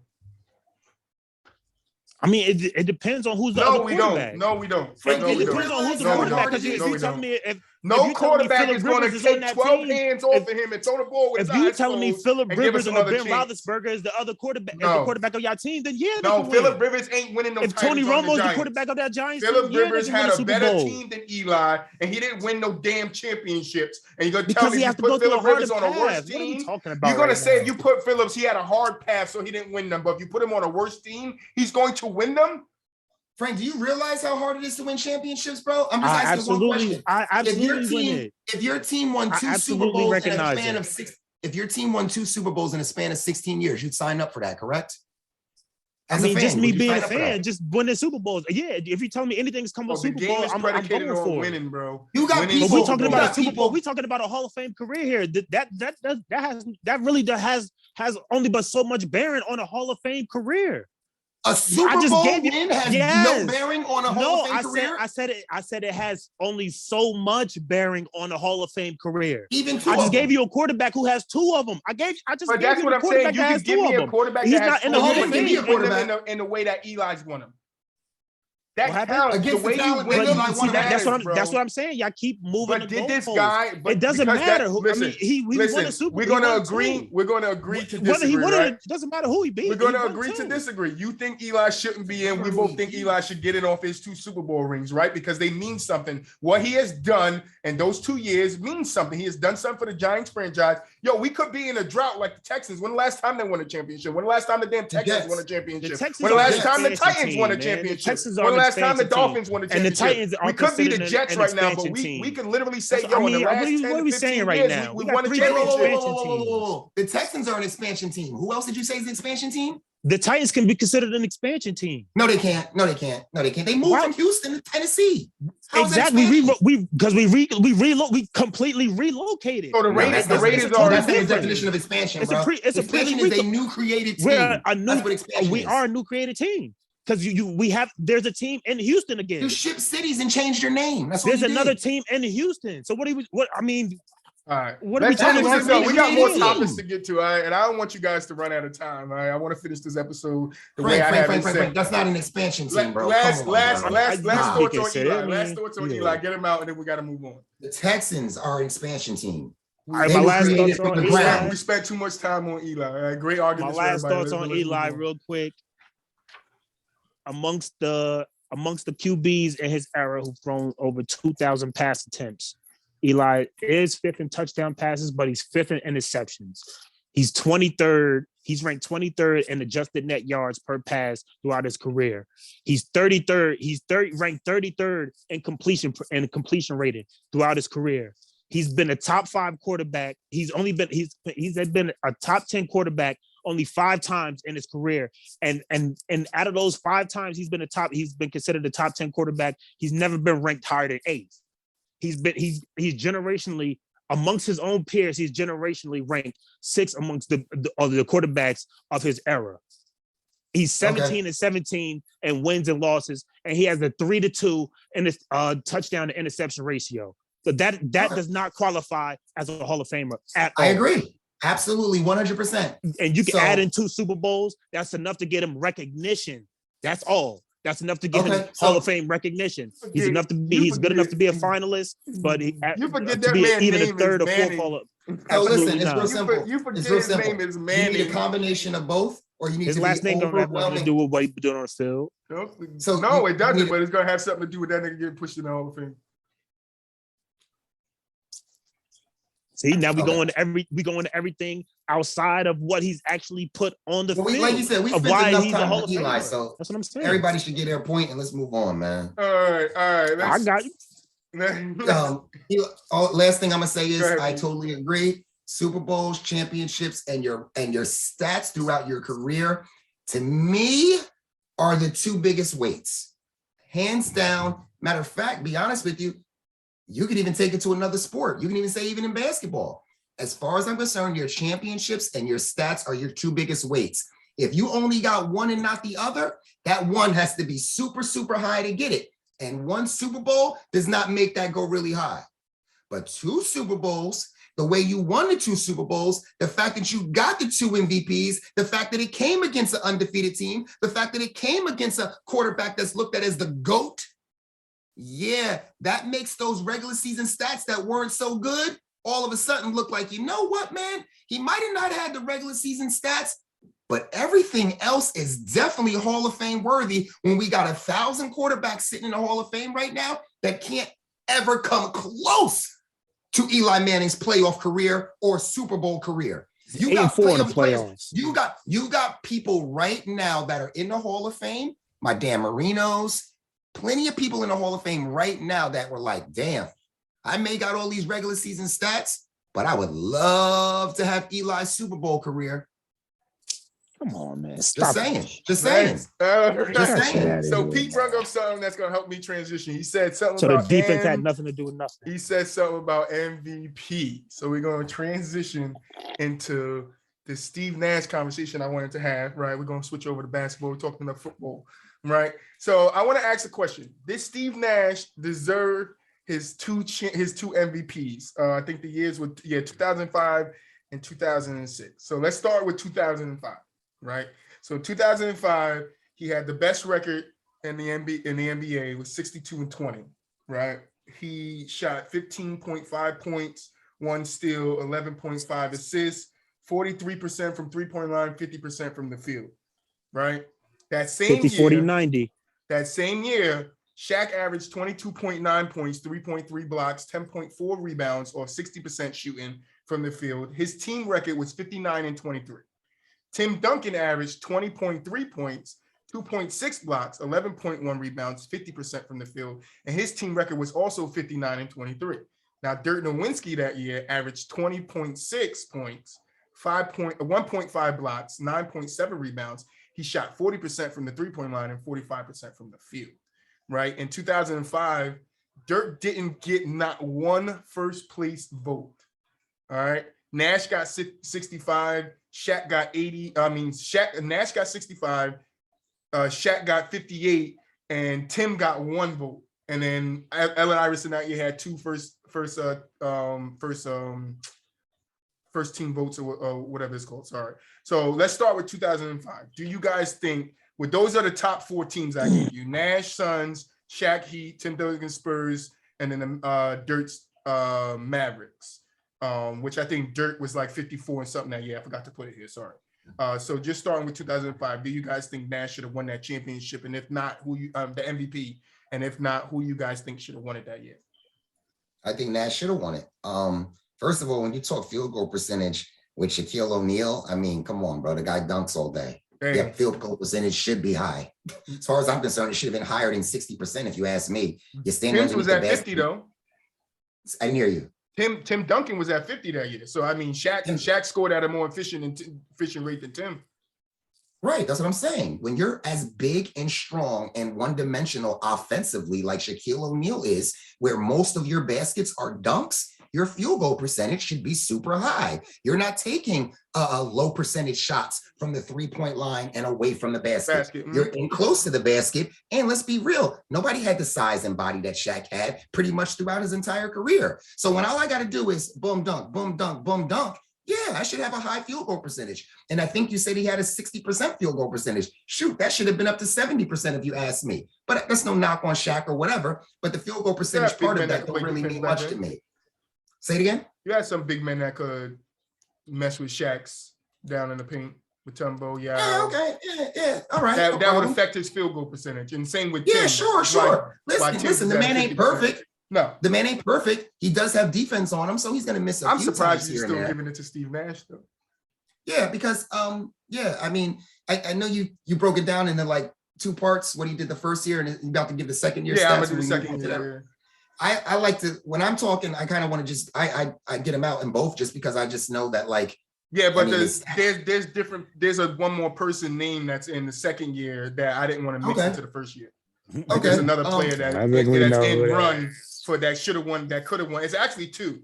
It's literally LeBron and Kobe. So I didn't want to bring them up in the first year because they weren't there in the first year. I didn't have no problem with Nash getting it. He's the quarterback out there, the point guard. You know what I mean? He runs the show. Like you said, they had the best record in the league that year. Yeah, and the high assists, the high point total, the good field goal percentage from 3-point range. Yeah, absolutely. I mean, listen, we're talking about all Hall of Fame players there, you know, with Nowitzki, Shaq, Tim Duncan, you know, yeah, I didn't have a problem with that. I really didn't. I was okay with that, especially if those were the people that we compared him to. I didn't have a problem with it at all. No. Frank? Yeah, I'm going Steve Nash too, man. If you just look at Steve Nash's impact that he had that year on the Spurs, just if you look at it now, looking back, they sort of like revolutionized the league in the way that they were playing, with the fast-paced play, with the shooting threes, with the pick and roll, adding the pick and roll with the Mark Stoudemire in there as well. That's what I'm saying. Mike D'Antoni, he was in his prime as far as coaching wise. They had the best team, they had the best record and the best conference in the league. He was. I was gonna say I give it to Nash because he did finish with the best record in the league, and he did shoot 50, 40, I think 90. That's what I'm saying. Yeah, he was a part of the 50, 40, 90 club. That year. And he was a part of that club 4 times, which is why. So now let's get into the second year, right? Because the second year is a little different, right? So Nash his numbers improved a little bit, right? And sometime it improved, sometime it went down, right? So his shooting his 3-point percentage stayed the same at 43. His shooting percentage, field goal percentage went up. His record went down to 54 and 28. Yeah, no longer was the best record, but he scored 18.8 points. His steals went down by like 0.2. His assists went down by 1, but it was 18.8, 0.8 steals, 10.5 assists, 43% from the 3-point line, 51 from the field. And again, he was 54 and 28. Now, the thing about this year is the best team in the NFL this year was the Detroit Pistons, right? And they finished with a record of 64 and 18. But when you go look at the Detroit Pistons, they shared the ball. They shared the scoring load between 4 people, 3 to 4 people. It was Hamilton, Billups, Ben Wallace, right? Dejan Prince, Torian. So it was a collective. I think Hamilton had 20, Billups averaged 18. So I didn't want to include them in the MVP race because none of them was in it anyway. But the race, because I went and looked at the race was between Nash again. But now let's go look at some other numbers. Something might stand out here, right? So Tim Duncan that year was 18.6 points, 11 rebounds, 2 blocks, 48% from the field, with a 63 and 19 record. So he had 1 less win than Detroit that year. Dirk that year averaged 26.6 points, 1 block, 9 rebounds. He shot 40% from 3-point line, 48% from the field. LeBron James that year scored 31.4 points, 7 rebounds, 6 assists, 48% from the field, 33% from 3-point line. Nash that year got 57 first votes. Bron got 16, Dirk got 14, Kobe got 22 with 35.4 points, 5 rebounds, 4 assists, 45% shooting from the field, and 33% shooting from 3-point line. Might be a lot to take in, but those were the guys that were named, the 5 guys that were named: Nash, Tim, Dirk, Braun, and Kobe, which were the top guys for MVP that year. Well, you threw a lot of stats out there, a lot like tough to remember. I don't have it in front of me. Yeah, if you need me to repeat it, just ask me. I'll repeat no. Just I just know like the one thing they used to talk about, and I kind of agree. I mean, don't get me wrong. That's not meaning that like another player can't steal or take that MVP away from him, but like his points and assists went up, and I just feel like no, his assists went down by one. Went down by one full assist. Yeah, he had 11.5 in 2005 and then 10.5 in 2006. Okay, and what was his points? His points was 15.5 and then it went to 18.5. So his points went up. That's a big jump. Yeah, I mean, I my thing is this, man. If you get it one year and your stats improve the next year, it's almost like, damn, how do we not give it to you this year? You got better stats than you did the year before that. I feel like a player would have to really, really sit there and be like amazing that season, because people are going to be like, hold on a minute. This dude's got better stats than he got last season and won it last year. How did he not win it this year?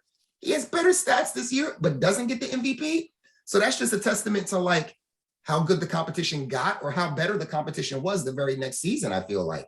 Because anytime you put up better stats than you did the last season, how could you be recognized as being a better player this season that you put up worse stats? So I feel like he mainly got that MVP based off the fact that his stats were better the following year. And if that's the argument, that's fair. Not even that it was his stats were better the second year. It's a lot of people don't remember when he got that first MVP, everybody was focusing on whether he would be able to get another one or whether he'd be able to withstand that style of play, would it be able to withstand the test of time and how the league was starting to switch with Miami starting to come of age in the league and LeBron starting to come into his own. And then you had a lot of these other teams on the East starting to surge as well. So the whole thing was, can he do it again? And not only did he do it again, he did it better. And then he was doing it, and then in the fashion that he was doing it, in certain game, in a lot of games, he was doing it without Amari Stoudemire being 100% healthy, and without Stoudemire even being there. He was going on these triple-double runs. He went on a crazy streak, averaging double-doubles. Very undersized, too. That's what I'm saying. Once again, he was a part of the 50, 40, 90 club, which only a handful of players have ever been a part of that club.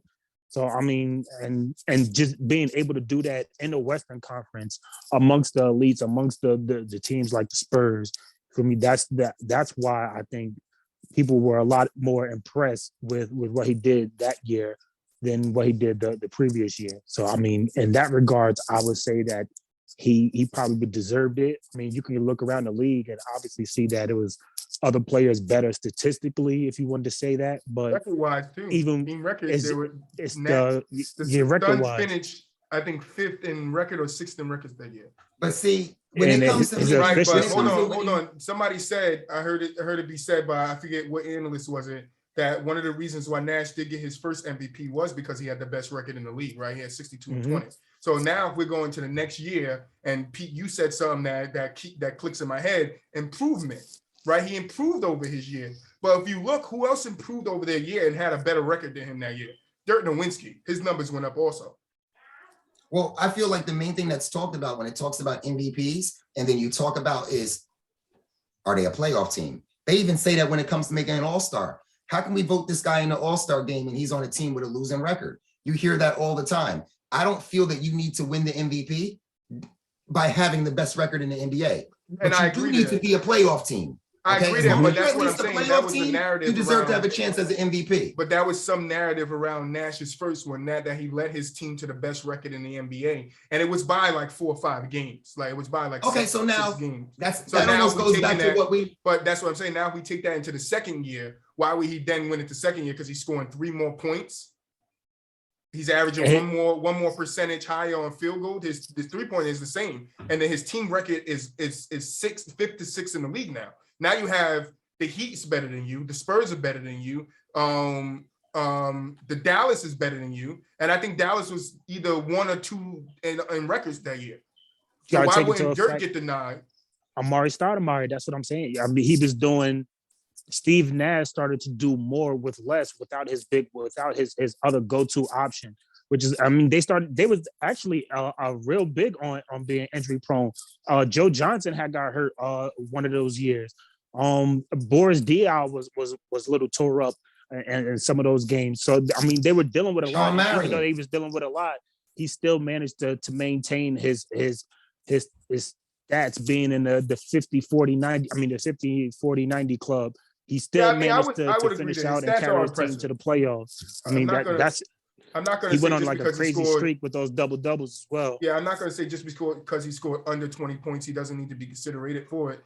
But I'm just saying, in the second year, in the first year, I'm not giving it to Shaq because I know Shaq has this standard thing that he got robbed both years. The first year, I will give it to Nash. He led his team to the best record in the NBA. He averaged a double 50, 40, 90. That counts for something. He was efficient that year. But when we go to the next year, he was efficient. He scored 3 more points. His record went down, but then it was teams that were better than him, and the players on those teams, the number one guys on them teams that were playing better than him. Now I can understand what you're saying, like the injuries he didn't have a second best player. But if a guy is balling. Like I'm pretty sure we could look at Jokic MVP and be like, all right, did Jokic really deserve it? Because if Embiid was healthy that year, wouldn't you say Embiid should have got it? So that's what I'm saying. But I wouldn't give it to Shaq either year. I would give it to Dirk the second year and Nash the first year. So 2005, I would give it to Nash. And then the next year, I will give it to Dirk. If I'm voting, my vote will go towards Dirk in that second year.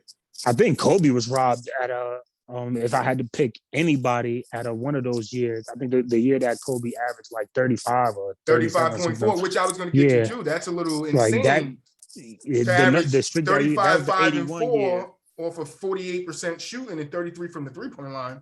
That's a little crazy how you don't even get looked at. Yeah, but I mean, he did. He got 22 first votes, so somebody wanted him to win it. But it's like I think there was like the 8th or the 7th seed one of those years. Was that the year that there was they lost to the Spurs? I mean, lost to the Suns in the playoffs. I'm not sure. I didn't check the games, but I just checked. I think one of those MVP years might have been the year. I checked what they did for the year, where they finished in MVP voting for that year. Is the two things I checked out on them. But I mean, yeah, Steve Nash is one of the GOATs, bro. I mean, you can't discredit Steve Nash for what he's done for the NBA, man. Definitely top 10. But just a little side note before we move on. Nash in 2005 was 40th in league leaders, and in 2006 he was 29th. Just wanted to point that out, just in case anybody. In scoring?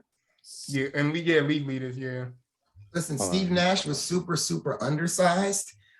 He grew up in Canada. His first sport his entire life was soccer. Steve Nash was a very good soccer player and almost could have went pro if he really wanted to. Ask me what's my favorite game by Nash? Your favorite game? By Steve Nash. When he played the Lakers in the playoffs with one eye. Had one eye. Still knocking down threes at the end of the game. I watched that live, baby. For a guy that grew up playing soccer most of his life and then transitioned to basketball to play Division I and do the things he did and then come into the pros, win 2 MVPs, have no coaching experience, get the Brooklyn Nets job. Guy ain't got nothing to hang his head about. That's for damn sure. Yeah, he had a good career. He's probably one of the best point guards. I don't know where he ranked. We might have to do. I actually do have planned somewhere best point guards. Top 10. Yeah, he's somewhere in the top 10 to ever play. So you guys got to get ready. But yeah, let's get on to this 75 snub list. This was another one from Uncle Frank. He wanted to talk about the 75 list, and we kind of touched on the last 25 of them, but I wanted to focus more on snubs and where you think they fit in the top 75. So wherever you want to start, Uncle Frank. I know we talked about Dwight Howard a little bit. Yeah, we definitely talked about if I had to pick at I would say Dwight and Patrick Ewing. I would definitely put Dwight Howard in there before Patrick Ewing. Klay Thompson. I gotta see the actual. I gotta see the actual list again. Let me see if I put just so I can tell you exactly who I would be taking off if I had to take somebody off. Yeah, but Klay Thompson definitely needed consideration. You could say Tony Parker definitely consider. He deserved consideration for being on that team.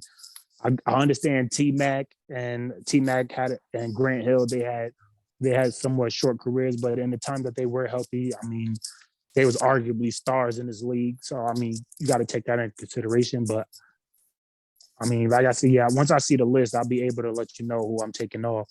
But when we came to Patrick Ewing and that Dwight Howard, those were just one of the first names who I saw if I had to take somebody off. So that was that's why I said Patrick Ewing, because that's just one of the first names I saw.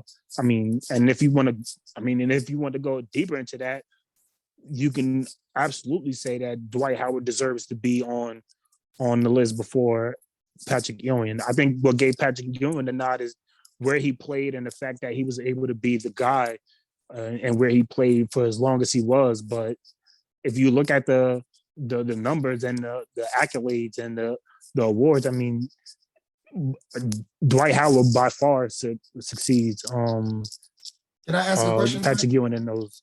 Yeah, absolutely. Just a quick question for you, right? Are you saying put Dwight Howard in and take Patrick Ewing off mainly because they both played the center position?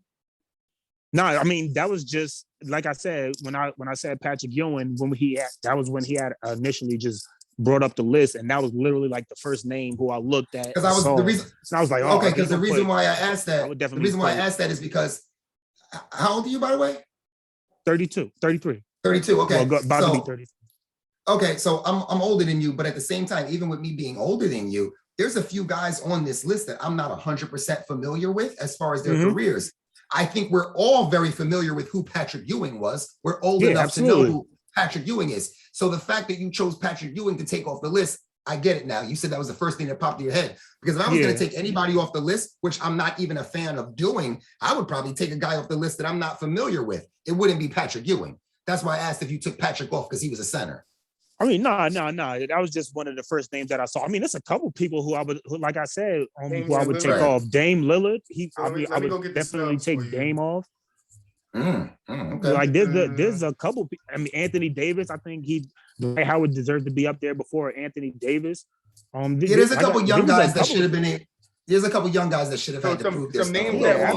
Some names that missed the list is Dwight Howard, Paul Gasol, Vince Carter, Mutombo, Tony Parker, Tracy McGrady, Yao Ming, Penny Hardaway, and then Alex English. So we went down the list and we talked about them a little bit in depth. So we started on Dwight. We think Paul Gasol, he can come off that list. He don't need to be in there. I don't think so. Personally, myself. The six-time. I mean, the fact that you six-time All-Star, four-time All-NBA player, two-time champion. Okay. Yeah. Listen, you can call him a snub, but I don't think, No, they called him a snub. That's what they called him. I was saying you can call him that, but he's more part of the top 100 list. If they make a top 100, I think he'll be up there. What about Vince Carter? Okay, Vince Carter, I consider him a snub. Okay, I didn't even get to give my list of snubs yet, and Vince Carter leads it. Hands down, Vince Carter leads my list of snubs. Nobody gave a list of snubs because I wouldn't even know who to put there. No, didn't Frank just name like 5-6 snubs he had? I just gave him a... Oh, you gave different names? You said Frank go first because it was his segment. No, I told Frank to go first to explain like who he didn't see, like because Frank brung up the Patrick Ewing last week. So that's why I would have to see the whole list to see who I'm going to take off. I wanted him to start there again. But if you got a list of people, Pete, go ahead and tell us who would the list of people if there's more names. I don't want to cut Frank off. He was in the middle of it.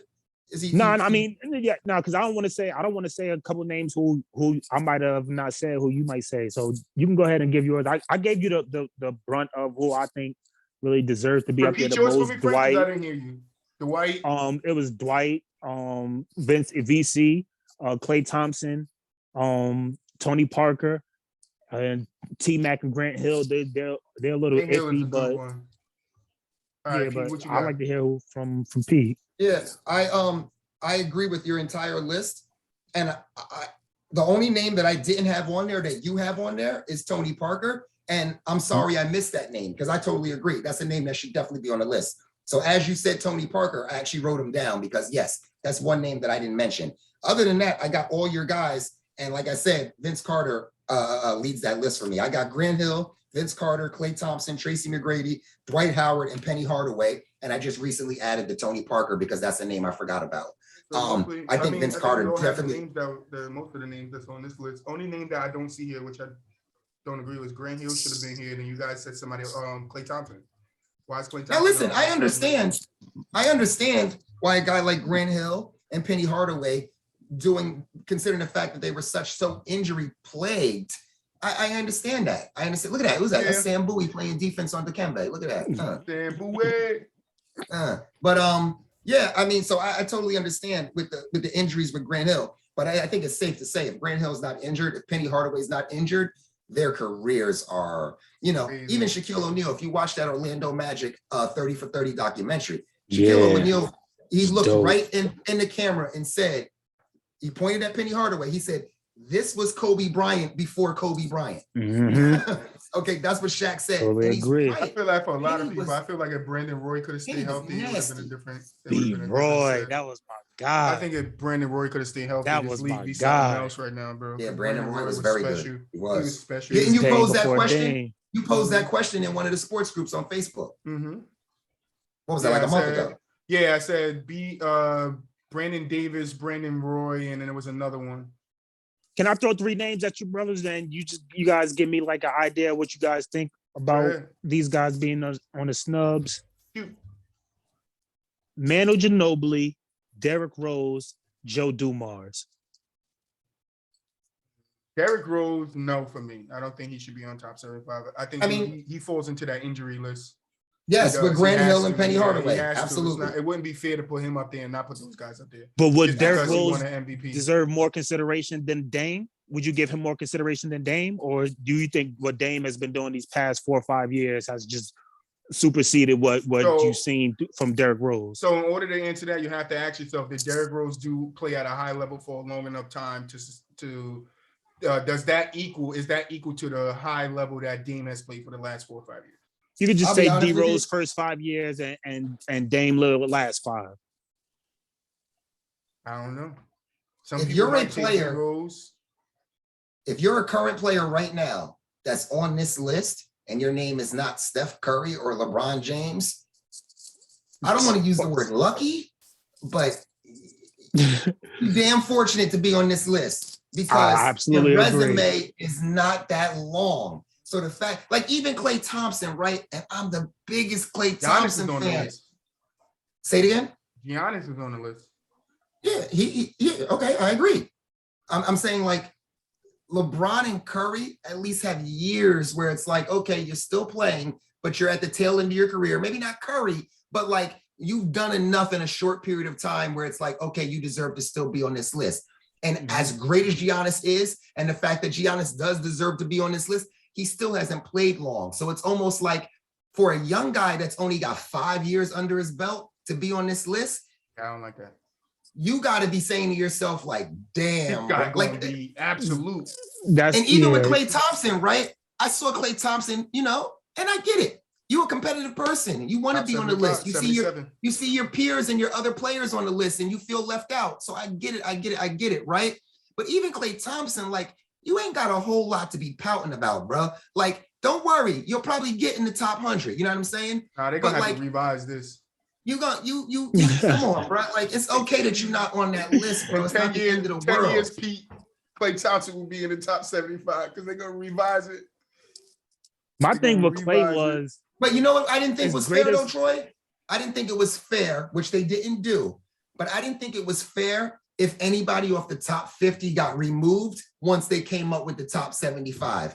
I feel like once you make that list, you should be stuck on it. That's just me. Yeah, it ain't fair to take names off the list. The thing is because it's almost like you taking people out of the Hall of Fame once you put them in there. Let's be real. That top 75 list, if we could go back, Hall of Fame list. But if we could go back, how many people would we take out the Hall of Fame? Because I'm pretty sure there's some we'll snatch out our damn selves.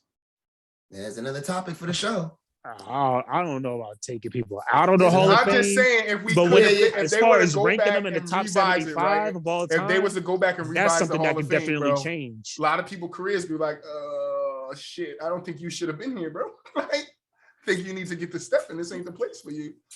The only reason I wouldn't, I'm like 50-50 as far as like taking guys that played in the top 50 out. The only reason I would hesitate in taking those guys out respectfully it's just because in their time they were that great in their time. I can't hold that. I can only hold that against them, but so much. Granted, like, it might be players today who might be like once you make way the better list, than those 10 great years from now. But 10 years from now, right? 10 years from now, when we have all these stars coming out the NBA now, what do you do with them? You just add them to the top 100. What if their careers are so much better than But in that same breath, with if you telling me now 75 years later, we got to rewrite the top 75 because the league has expanded and there's so many more great players. I can't not put a guy who's been great, who's a young, really like a young, great talent like a Giannis. I can't ignore not putting him up there just because somebody might have been greater in their time. I mean, I just think when you do a list like this, it should be people that's not playing. It shouldn't be active players. Unless you're saying like LeBron. Because it's the same thing I said about the top 10 list. Like, you shouldn't have active players in your top 10 because their careers could fool you. It could like fizzle out. Well, let me ask you this though. Let me ask you this, Troy. Ready for this? When they did the top 50, half them dudes was still active. Yeah, I know. And I didn't like when I look back on it, I'm like, I don't like that shit either. Because like, so then guess what? They wouldn't have been able to come up with 50 players. Yeah, I know. That's why you should have waited to now to do the top 50 list from then, and then 50 more years you do a top 50 list from this era, and then it would have been better because now you have different eras of top 50 instead of just one big ass list of top 75 players where Joe Dumars, people ain't gonna know who that is. Like, people don't know. So you're saying they shouldn't do it every 25? It should be every 50. Yeah, it should be every 50 and just do a 50 list of the next 50 now, best here's players. The only bad thing about and just don't add it together. Here's the only bad thing about that. I mean, the 25. Here's the only bad thing about it. If you do it every 50, right, you're gonna have dudes that ain't gonna get a chance to see themselves on the list. Yeah, that's my. Oh well, fuck them niggas. Oh well, you made it. You made it. Jesus up there. I don't know that. Jesus like you made it. Jesus up there like you made it. Like, but as far as the standouts, Vince Carter and Dwight Howard are like the standouts for the snubs. Yeah, Vince Carter definitely, man. I'm sorry. I Vince say Dwight should have definitely been up there. Vince Carter was nasty. He didn't have injuries, which is what we're saying about Grant Hill and Penny Hardaway. You know, come on, Vince Carter. He was the man. He was the man in Toronto. He was the man in New Jersey. I mean, he was even the man for temporarily for his short stint in Orlando.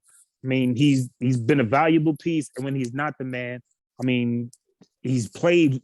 His longevity alone is impressive. Just like Eli, if you're gonna throw the longevity in there, the only thing I'm gonna say about longevity is if you're not producing, longevity don't mean much to me. And I will say this: his last year in Atlanta was pointless as far as I'm concerned. He rode the bench. I feel you. I mean, you know, as when it comes to longevity, it's really Tom Brady. Jeremy Lin.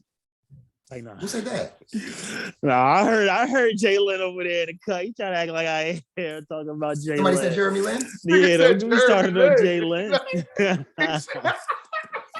said that? You know the Jeremy Lin triggers go off. I said, because you said he rode the bench. I was like, yeah, like Jeremy Lin, I'm on it. My antenna's up.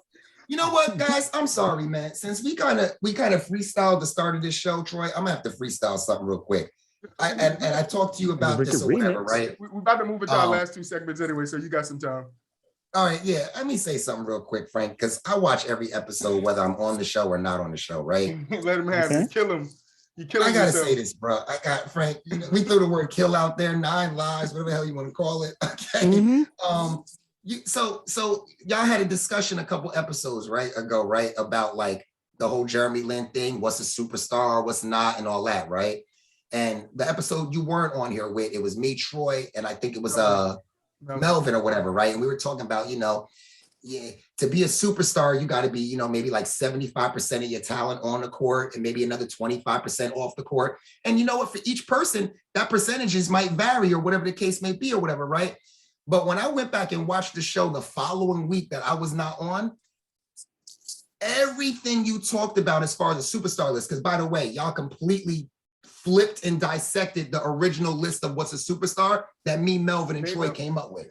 And I won't even say Troy too much because Troy didn't really put a whole lot into the list. Yeah, it was me and Melvin. We came up with all those dudes who was superstar, what level, all the way down, right?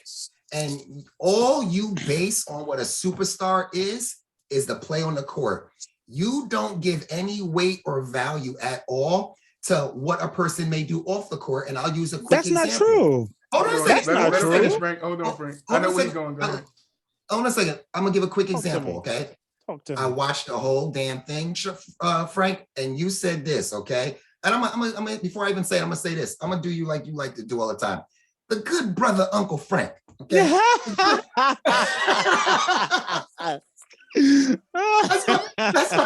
what the good brother Uncle Frank, as he like to say. Okay. All right. I love you, Frank. Okay. So I hear you. listen, I hear you.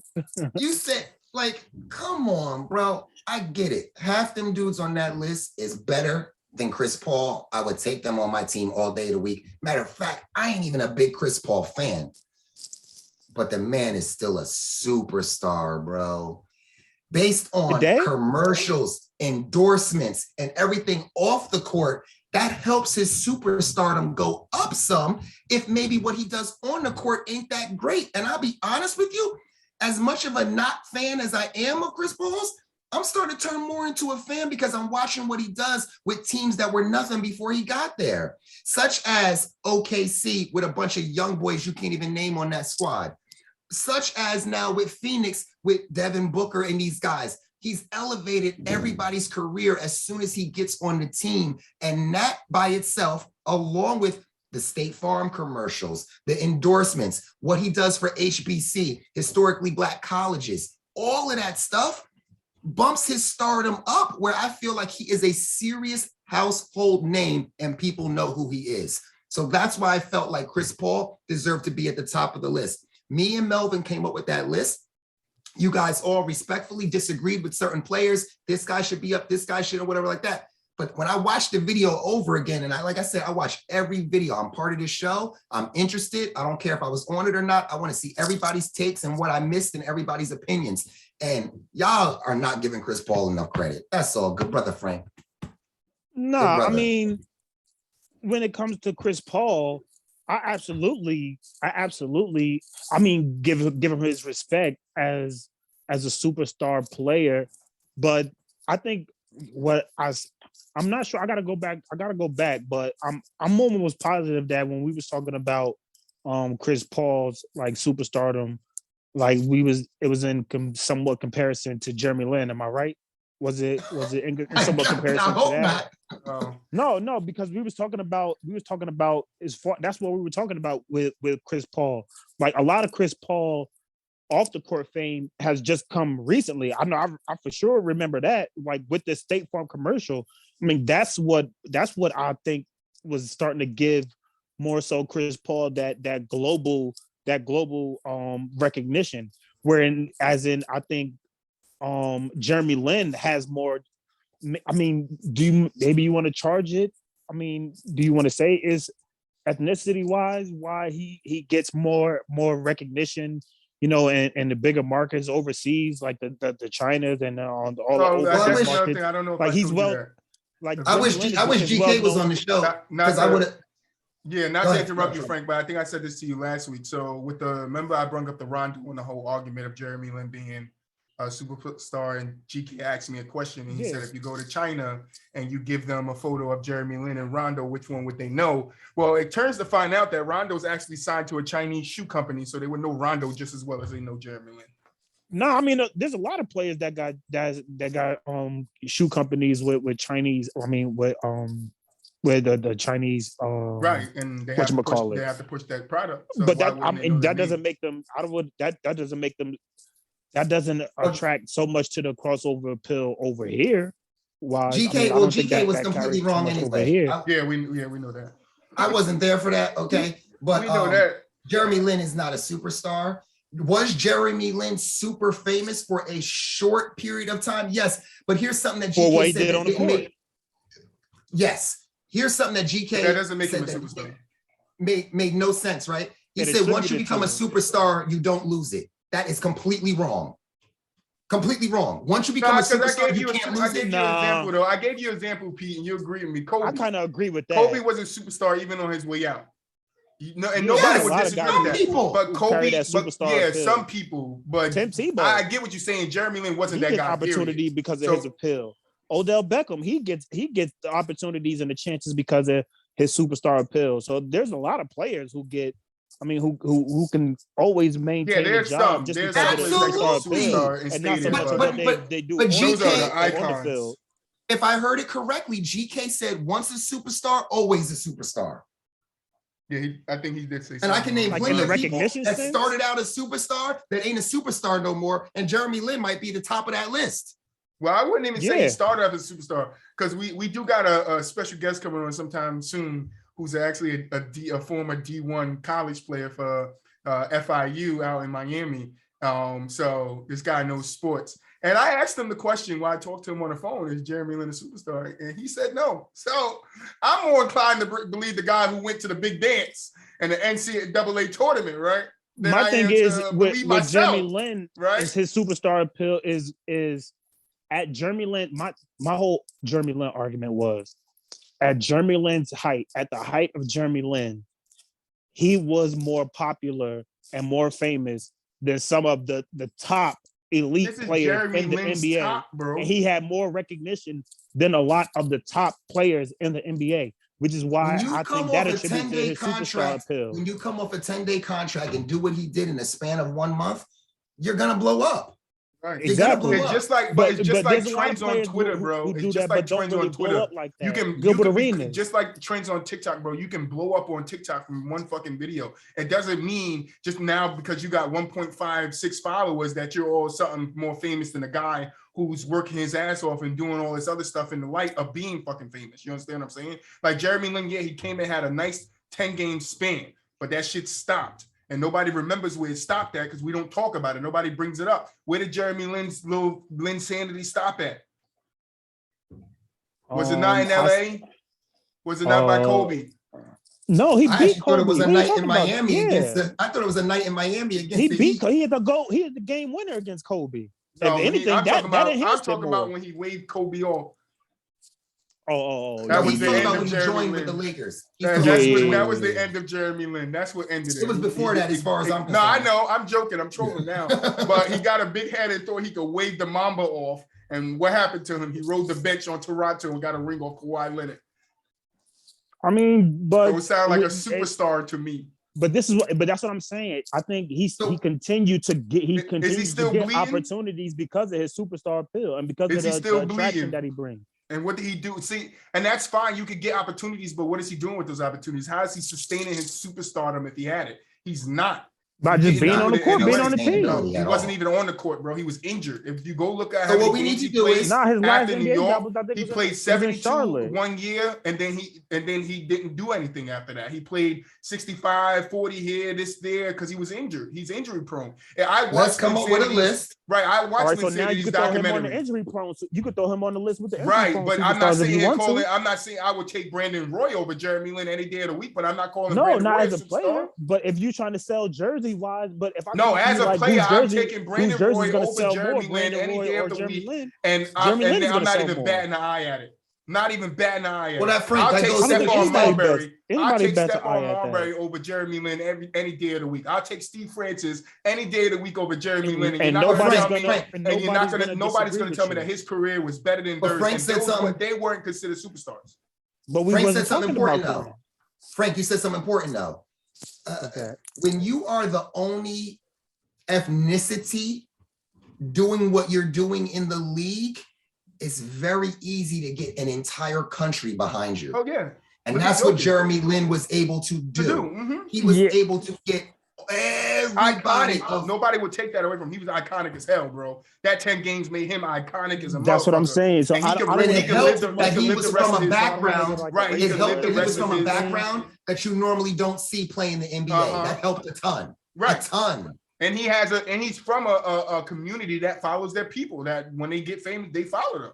Chinese people, they do that shit. So don't act like Jeremy Lin just came along. Nobody had the right way to say it. No, Jeremy Lin had people behind him from when he was getting cut and he was still bleeding from his cuts. I'll give you a perfect example. Yao Ming used to lead sometimes in all-star votes because most of the votes were coming from China. Mm-hmm.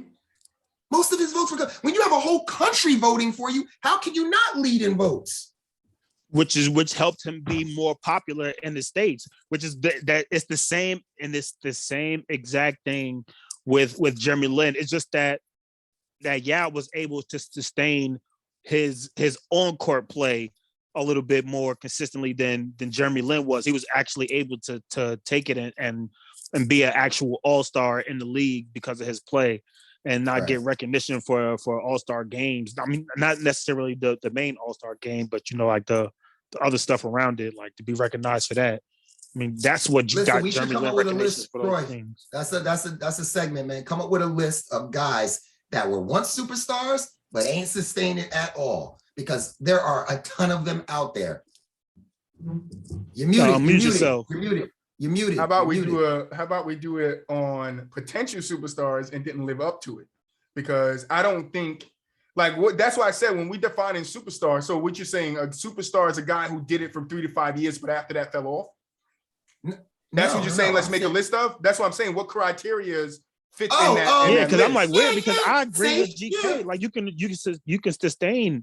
Like once a superstar, I believe once a superstar, always. Yeah, a superstar. Some people though. I agree with Pete. There's some people, not all of them. Yeah, not all. Yeah, not all of them. Even if you leave the game and still have the fame in the game, you're not looked at as a super. Because what we got to remember too is when we say superstar, that means they're looked at as a superstar by their peers, and I think that's none of us mentioned that in these 3 arguments we have had about superstars. There's 3 conversations. I won't say arguments. 3 debates we had about superstars. None of us even mentioned them being looked at as superstars from their peers, the people they play with, the people they play against. Those people know who superstars is. They know who can't be touched. They know that these guys' skill level is on another level. You think somebody really think like, okay, yeah, I'm better than Giannis when they're really not better than fucking Giannis? No, they could tell themselves that in the game to beat themselves up, but their peers knows who the superstars are. They know LeBron, KD, Steph. You have to play you have to play at a high level for the majority of your career. And when your career is over, you have to still be talked about, still be known. I can agree. That's sustaining a superstar level for your entire life. Yeah, but you got plenty of people out there that started as superstars. You don't hear nothing about them no more. What we said, Gilbert Arenas was a superstar in the NBA? No, I say he's a star at his most. Right, but he had potential to be a superstar. But you asked that question kind of. You said in the NBA. Yeah, in the NBA. You mean so just NBA? It has to start. It has to start. No, because when we talk about just like the conversation we had, it has to be. It starts on the playing field. Yes, but it starts for me. Like I'm going to keep my same thing. It starts on the court. So Agent on the court was that dude. We know he got it in Agent Zero. He was that dude. So I mean, a lot of people in that time, if you go back and look at tabloids, so the question is, him a superstar, a borderline superstar. So your major question is he still a superstar now? Did he sustain it? Did he sustain it? I don't think he was a superstar, to be honest. Right, he was a star. I say he could have potentially been a superstar. Yeah, see, I don't think. Here's the thing: if you're using the word potential, then that clearly states he ain't one right now. No, well, yeah, I would say Gilbert Arenas isn't one right now. Let's say AI. Yeah, it's Allen Iverson. Now, AI is a superstar. Right. He's well recognized. Not playing. He still has commercials right now. Right. But on the court, his game showed it. The fame came after it, and he sustained that shit. So that's what I'm saying. I wanted to give. You can't bring a gun on a plane into a locker room and think you're going to also sustained his superstardom when his play didn't sustain. They had a Wild Wild West standoff. It wasn't It was 2 people pointing 2 guns at each other. All right. And you know what it was about, right? It was over a card game. Yeah, gambling game on a plane. Yeah. A card game on a plane ride. I had a conversation with my boy, and we gotta get these 2 things out the way. I had a conversation with my boy, and I was like, "Yo, you don't think that shit happens all the time? It still happens to today. You might not believe it, but players still bring guns in the locker room today. I don't give a fuck what nobody says. Especially them black players. My brother played college ball, got chased out of school. Especially those minority players that come out of bad situations, bad areas. Dumb niggas stay strapped. You know, if you don't want to believe it, don't believe it. But they stay strapped. They just not dumb enough to pull the shits out on each other anymore. I forgot what player it was. Oh my God. I want to say, no, I don't want to say that. I just can't remember. But he said he was on the plane. He wasn't even part of the game. He was just watching. And they had like this written rule. Like if you was like, all right, cool, bro. When I got off the plane, I got you. Yeah. They got to the locker room. Gilbert was like, yo, where's my bread, bro? Where's my bread? Oh, you ain't got my... What's up, dog? Where's my bread at, dog? I thought they said it was from a past game. Nah, he was on. It was from like a poker game on the plane. Yeah. So I didn't know it was on the way then that happened right then and there. I thought it was like a poker game previously, and he owed Gilbert the money, and Gilbert was like, JaVale McGee. That's what it was. It was JaVale McGee. Yes, that's who it Gilbert, was. I guess he wanted Javaris Creighton won a game versus JaVale McGee, and he was trying to hurry up and get the money on the plane, but Gilbert was like, nah, yeah, it's a rule that we wait until we land. Why are you trying to get the money now? That's how those two started arguing, because he intervened and Gilbert intervened and Creighton being aggressive, trying to get the money from JaVale. I put it like this too, right? My pockets don't even come close to any of these dudes. Even JaVale McGee. Are you kidding me? My pockets don't come close. I'll bust their ass in poker. Man, please, give me that. Yo, we definitely got to set it up. We definitely got to set it up sometime, Pete, though. We got to set it up between the boys, bro. I got the poker table in the other room. I host games here at my house. I go to the casinos. I play underground games. I play poker. We gotta definitely. Y'all need some lessons, We gotta definitely have a poker night, because I know all four of us, me, you, GK, and Frank, we all live close to each other, so we can definitely make it happen. Yeah, for real. Oh, and I don't know if y'all heard too. GK was talking to me about possibly getting like some pickup games in or something, man. Hopefully, look. I'm down. My back hurts. Everybody get good. I'll stand in the corner. I'll shoot the three. My back hurt, but we figure it out. But let's get into some runs in. Let's get into this segment. You guys know what it is, and you guys know the name of it. And it's a fan favorite. It's a fan favorite. It's called Who You Got. Who You Got. Now, little disclosure. We tried to do this list a couple of days ago. It wasn't a good list because I did just NBA, Pete, and it was just Lakers, Spurs, Lakers, Spurs. So I had to redo the list. So I mixed it with football and basketball. But then Uncle Frank, I ran into the same problem in football, because then it was New England. So I had to figure something the fuck out. All right. So this is the list. I hope you guys like it. It's the Who You Got championship list. All right. And we're going to start this off the right way. And we're going to start it off with the Lakers and the Spurs. Frank's background matches the color of the Who You Got screen. Yeah. All right. So first one, we got the LA Lakers in 2001. They played the 76ers. And then we got the San Antonio Spurs 2003 when they played the New Jersey Nets. Who you got? What was the better championship team, you asking? Yeah. What series would you take? Which one would you take over the other? Same thing like we do people. I as a New Jersey Nets fan, I do think that Philadelphia 76ers team was a better team. So I would say the Lakers over AI, especially considering the fact that the Lakers went down 0-1 in that series. In game one, that's where, AI famously stepped over Tyronn Lue. The Sixers had a 1-0 lead on the Lakers starting that series out, and then proceeded to lose the next four. So I do think the Nets went to 6 games against the Spurs in this series. But I didn't think the Nets had a great team that year, and I did not think the Nets were beating Tim Duncan and David Robinson. So I think that, but listen, I didn't pick Philly to win that series either. So, I think the Lakers had a tougher route to go, especially with your backs against the wall being down 1-0. Mm-hmm. Yeah, I'm going to piggyback off that. I'm going with the LA team, just as a stronger team. I just think if those two teams happen to meet up against each other, I think that I would have to favor that Laker team with Kobe Bryant. And even though that Spurs team was good, that was like the beginning of the new Spurs run of that new era of the Spurs. And go with the picture. Go look at the picture. You got Tim Duncan doing an old Mutombo dirty. Come on, man. Yeah, that's what I'm saying. So Mutombo with the Nets. I forget Mutombo played for the Nets. Yeah, he did. He's going to LA. Yeah. All right. So LA, first unanimous. All right. Next one, football. All right. We got the St. Louis Rams or the 2000 St. Louis Rams. Oh my gosh! You put this picture up. Or the 2002 New England. This picture is just petty, first of all, putting that picture up. It's definitely short. Just opening up wounds again is. But yeah, I'm going with that greatest team on turf that first year. I think they were so unexpected. Nobody had seen anything like that at that point. We're having 2 elite wide receivers at the top of their games, and then Kurt Warner coming out of nowhere, and Marshall Faulk. I believe he was one of the, if not the best running back in the league at that time.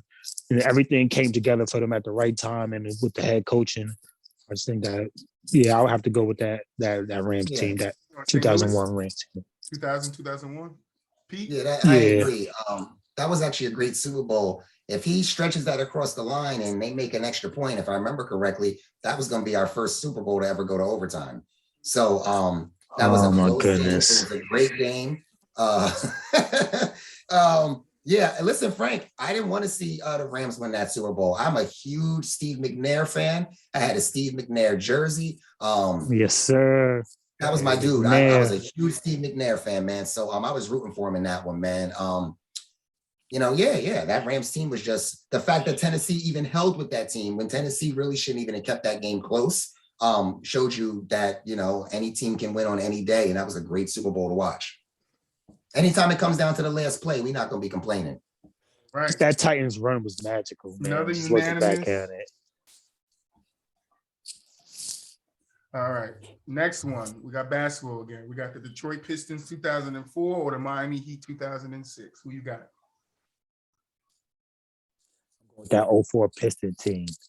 Yeah, I agree. I just think that they were just destined to win the championship that year. Everything was right for them. Everything was perfect for them. The talents lined up at the right time. The coaching lined up at the right time. They caught the Lakers at the right matchup. I mean, they were a matchup nightmare for anybody. They could match up with anybody defensively. I mean, that was just a problematic Pistons team, man. And with much respect to the Heat, I'm going Pistons. Listen, I'm gonna say this. I'm gonna throw my New Jersey Nets in there. The Nets could have went to 3 straight NBA finals if it wasn't for that Pistons team. The Nets went and lost, as we just saw in that other clip, to the Spurs. Then they got swept by the Lakers. And then the very next season was in the Eastern Conference Finals and went 7 games against those Pistons. And the Pistons beat them. They go to the championship and they knock off the Lakers. That Pistons team was really good that year. Right. Next up, we got the Tampa Bay Bucks in 2003 or the Pittsburgh Steelers in 2006. What do you got? 3 Bucks. That defense was legendary. The Bucks blew out the Raiders in this game. I remember seeing Jerry Rice on the sideline talking about just throw me the ball. He was getting all in Rich Gannon's face, like pass me the ball, pass me the ball. That Buccaneers team went off in that game, man. As far as Roethlisberger on the other side, man, we were just talking about the Eli stuff and comparing Roethlisberger and Phillip Rivers and all that stuff. I wasn't too impressed with Roethlisberger's Super Bowls. I'll be honest with you. He's got the regular season stats. He's got the 2 Super Bowl wins, but those Super Bowls were just all right, if you ask me. Shoot, even the one that Aaron Rodgers beat the Pittsburgh Steelers in, I think I fell asleep in that Super Bowl, man. It just wasn't, I wasn't glued to the TV with Pittsburgh's Super Bowls. The one against the Arizona Cardinals that came down to the wire, absolutely, that was a good one. But other than that, the other 2 Super Bowls that Ben was part of wasn't even all that great to me. But like I said, on the left, nobody picked Tampa Bay to beat Jerry Rice and Rich Gannon that year. And not only did they beat them, they blew them out. The game wasn't even close. Okay, both going Tampa? Hell yeah. Warren Sapp, John Lynch. Next one. Yeah. Mike Allstott. The 2008 Boston Celtics or the 2011 Dallas Mavericks? Who you got? I'm going with the Celtics, but the Mavericks championship was way more impressive if I had to say it. And they definitely are underrated when it comes to great championship teams. It was full of veterans. They had everything that you needed to possibly win a championship. But that 08 year was just magical. That 08 year for the Celtics was magical. I mean, just seeing that big 3 come together, and then Rondo adding the big 4 element, and then the veteran bench with Doc Rivers, Danny Ainge, just the whole organization. It just everything felt right, and it fell into place for them guys. So I'm going to Celtic. Out of all the ones we put up there so far, this might be the hardest one. I would say that with the Dallas-Miami thing, I feel like Dallas caught Miami at the right time because it was their first year putting that big 3 together. LeBron and D Wade, and Bosh, they were still young. And they ran into Jason Kidd and the Dallas Mavericks with Nowitzki. On the other side, yeah, the Lakers were the Lakers. I was rooting for the Lakers. I was never a Celtics fan, being a big Nets fan, and the Celtics always beating the Nets back then. Both tough championships. I would say, what'd you say, Frank? You said you thought which one was more impressive? The Mavericks was way more impressive. I just think that the Celtics team and that year was just better. Better than the Lakers that year. Yeah. Whether I say impressive, not impressive, what was more impressive, or whatever, I'm just gonna go with the Celtics over the Lakers that time. Anytime you beat Kobe Bryant like that, yeah, I'm gonna go with that one, definitely. Right, definitely. I just feel like LeBron was young then, man. Pete said this was but the Mavs went through the Spurs. They didn't go through the Spurs. They went through the Lakers, and they went through the hot Thunder team with Kevin Durant and Russell Westbrook. So like they ran through that. Yeah, and you know what? I wasn't even talking about en route to that. I wasn't even really talking. I didn't even go through the playoff run. I was more talking about the actual championship.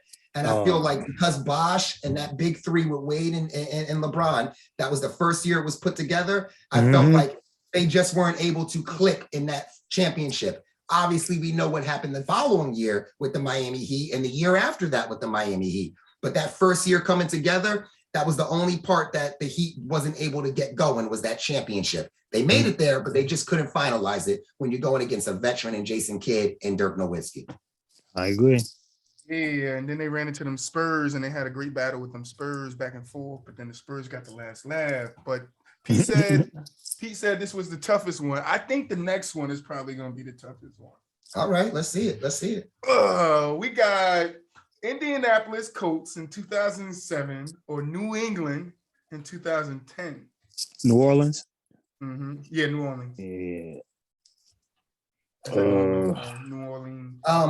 Okay, wait. This is not tough at all. This is not tough at all. Yeah, no. I don't think Peyton's win or Peyton's loss. That's tough, bro. No, you know why? Peyton beat Rex Grossman in the Chicago Bears in this Super Bowl. They really have to go. It's one of the worst. It's one of the most boring Super Bowls ever. Rex Grossman. That's all I have to say. Look what Cam Newton did in the Super Bowl. Look, come on. Who y'all got? Wait, what'd you say about Cam? I said, look what Cam Newton did in the Super Bowl. Who you got? Yeah. All right. Definitely. I'm going to New Orleans. Breeze beating Peyton, definitely, hands down. All right. Toronto 2019 or LA 2020. Bubble championship versus Kawhi championship. Oh, who you got? gosh. That's enough. They both tainted as far as I'm concerned. They both got asterisks. Yeah, I mean, that's what I'm saying. But I would give the bigger asterisk to the Raptors just because they didn't have to go through really anybody of no Clay and no Kevin Durant. The Lakers, they didn't play. Yeah, the Lakers didn't play a star-studded Miami Heat team. Toronto going against a hurt Golden State is worse than LeBron playing the Heat. Yeah, because the Heat proved they deserve to be there. They did. They did. Yeah, it was nobody. Right, so y'all both going Lakers? KD was starting to give them the business until he got hurt again. Yeah. Y'all both going Lakers? Yeah, man. Well, I'm going Lakers as the hardest one or most impressive one. Yeah, absolutely. Because I'll be honest with you, I'm not giving that championship to Toronto with a healthy Clay and a healthy Kevin Durant. Ain't no way. Absolutely I don't think they win it. All right, next one. We got Pittsburgh 2009 or Green Bay 2011. There's that Super Bowl I was talking. I mentioned both of these games already. Yeah, that was Ben Roethlisberger's most impressive Super Bowl was that on the left against the Cardinals. And I think I fell asleep in this Green Bay one against the Steelers. So the game on the left was way better. So you taking that Green Bay game came down to the wire. I'm definitely going with the Green Bay Packers. All right, we got our first that split. game was star-studded. Please refresh my memory about this Green Bay Pittsburgh game that I'm missing. Yeah, it came down to the last possession. I believe it came down to a defensive stop with the Green Bay Packers making a stop. If I'm not mistaken, I have to go back, but I'm almost positive that's how it ended. So here's a question I'm gonna pose, right? So we all know Aaron Rodgers, first ballot Hall of Famer. He's got all the numbers, absolutely, blah, blah, blah, whatever, right? If you have Eli's stats, the same stats that Eli has, not Aaron Rodgers stats, just Eli's stats. And if his only Super Bowl win was this performance that Aaron Rodgers had against Pittsburgh, I would totally be on the boat and say Eli don't deserve to be in the Hall of Fame. 100%. 100%. If you give Eli the stats he has right now and you put him in that Super Bowl against Pittsburgh, I'd be like, oh, he don't got Hall of Fame worthy stuff, because that Super Bowl to me just wasn't now. Everybody says Aaron Rodgers needs another Super Bowl because this Super Bowl is like forgotten about. It didn't even like mean anything. Almost, I feel like. Yeah, it's we enough all to talk keep about him out Aaron of Rodgers needs to that prove and give us a conversation of the Super Bowl. greats who didn't win. That's all that ring is good enough for, because that's and it's another thing. Just like Eli, I credit that, and he doesn't get a lot of credit for it because he didn't play the biggest part. The defense played the biggest part in them winning that Super Bowl, which is why Eli didn't play a big part. I know he didn't play the biggest part. I think that defense definitely. Justin Tuck absolutely deserved the Super Bowl MVP with him getting the safety and constantly collapsing the pocket, forcing Tom Brady pressures. You better jump in here, Troy. And then Michael Strahan deserved the MVP. No, he said take Eli's MVP away from him. He didn't deserve it in the Super Bowl. You wildin'. Oh my! So nobody else deserved the MVP recognition for that. So Justin Tuck did. So Eli had no bearing. He had a bigger impact on the game than Eli did. First Super Bowl. First Super Bowl. If Eli does not escape the sack, and make the throw to David Tyrese, which is right behind me, right? If he doesn't make that throw, right, then we lose that game, right? He then gave himself another opportunity to make the pass to Plaxico Burress to win the game, right? Final touchdown of the game, right? That was on Eli. Let's then go to number 2012, the second one. Was it not Eli who threw the ball to Mario Manningham so perfect in a corner that he caught it over two defenders with sticky toes in the court to give us a chance to go down and get the touchdown and win the game? Yes, it was. That's why Eli got those two. Who got the damn sack to give him an opportunity? Wait, hold on. Let me tack on something too. What are y'all talking about? So if he didn't do it, Frank, if Eli doesn't make those two plays, who gave him the opportunity? But if Eli doesn't make those two plays, to break Eli those does not make don't try to move the goalposts. If Eli does not make those two plays in those two Super Bowls, if Justin Tuck and Strahan don't make those plays to get the ball back, then he doesn't get a chance to do that. Let me say something. What you're saying is secondary. No, my thing is the primary argument. First. Defense comes Frank, because he got the opportunity to score because of the defense. That's what I'm saying. You're not counting that the defense held. We are talking about the fucking 10 points. Okay, here you go. Hold on a second, Frank. Yeah, I'm giving them the credit, but we also scored 17. No, you're not. You're talking about Eli. Yes, I am. Listen, and I told you this before. Who scored the points? That's who get the credit, because the defense can stop Tom Brady all they want. Troy. If Eli does not put no points on the ball, we don't win. That's point blank period, Frank. It's point blank period, bro. Frank, you made a very... If our defense can stop Tom Brady for all four quarters and it could be 0-0 at the end of the game, what did either team do? Nothing. Eli put the ball in. Justin Tuck got the sack. He had the same. He already got you points. Justin Tuck got you a sack. And how many points? So if it goes 0-0, the defense scored touchdown. What are you talking about? Okay, Eli scores no more points. It's just Justin Tuck 2 points. Do we win the game? No, we don't. That's what I'm talking about. No, but they scored, but they're getting points on. You just said now you keep moving the goalposts. You said you just said when if the game is 0-0, right? You need Eli to score. Right. Okay. You need Eli to score to win the game. If it's 0-0 and you get a safety, you don't need Eli to score. And you then just need to keep playing Tom Brady. defense. Okay, so he gets the sack. Did Tom Brady not go down and score? Eventually he did, yeah. Okay, then. So we got 2 points and Tom Brady scored. Who wins the game? Now you keep moving the goalposts. No, I'm using your logic. I'm using your logic. You said that I said that Eli put the points up. You said no, Justin Tuck put 2 points up. Okay, so take away Eli's points. I'm not moving no goalposts. Take away Eli's points. You're switching the argument. You're switing the argument. No, I'm not. I'm using what you're saying. No, I said, Frank, that Eli scored the points. You said no. Justin Tuck got a safety. He gave you 2 points. So I'm saying is take away Eli's. No, see, that's what I'm saying. That's not do we win the game? Me saying the 2 points was a response to you saying what happens if the game is 0-0 and nobody scores on either side. Okay, so now that was a response. To me, you said right. And to my response to you is now leave it with the 2 points on the board. Nobody on the Giants scores no more. Do we win the Super Bowl? No, we don't. Yes, because it's 2-0. Yes, because it's 2-0. So Tom Brady didn't score. Tom Brady didn't score.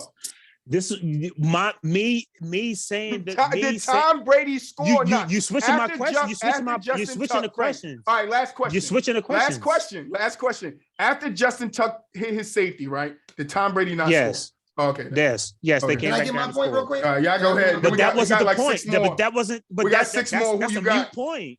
Can I just get my point on this real quick, right? To you. Let me say this real fast, right? Yeah, real quick off the top of your head. Real quick off the top of your head before I get my point. Troy, you're better at this. What was the final score of that first Super Bowl? Was it 17-10 or something like that? 14-10?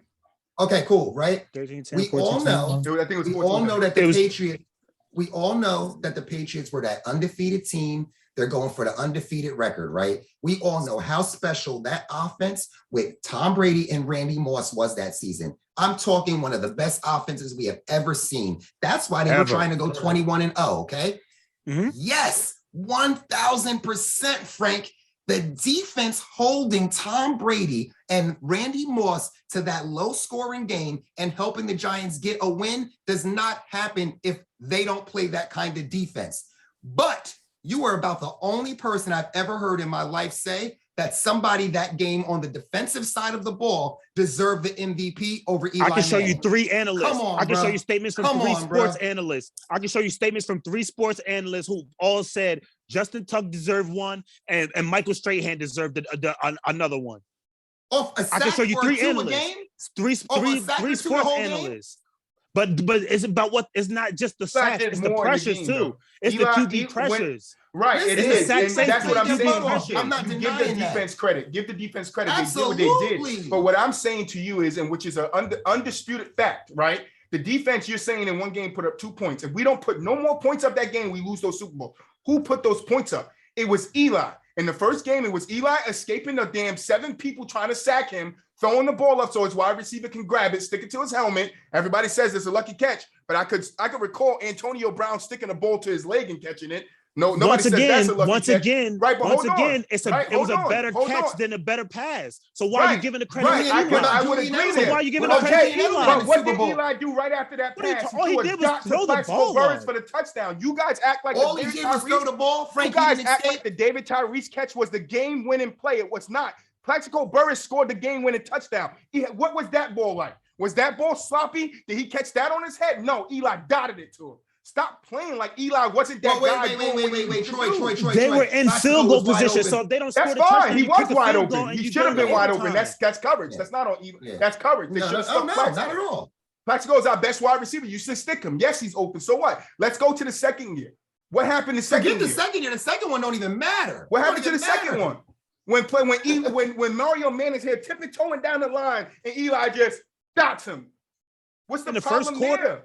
That was the first quarter. You're talking about one catch.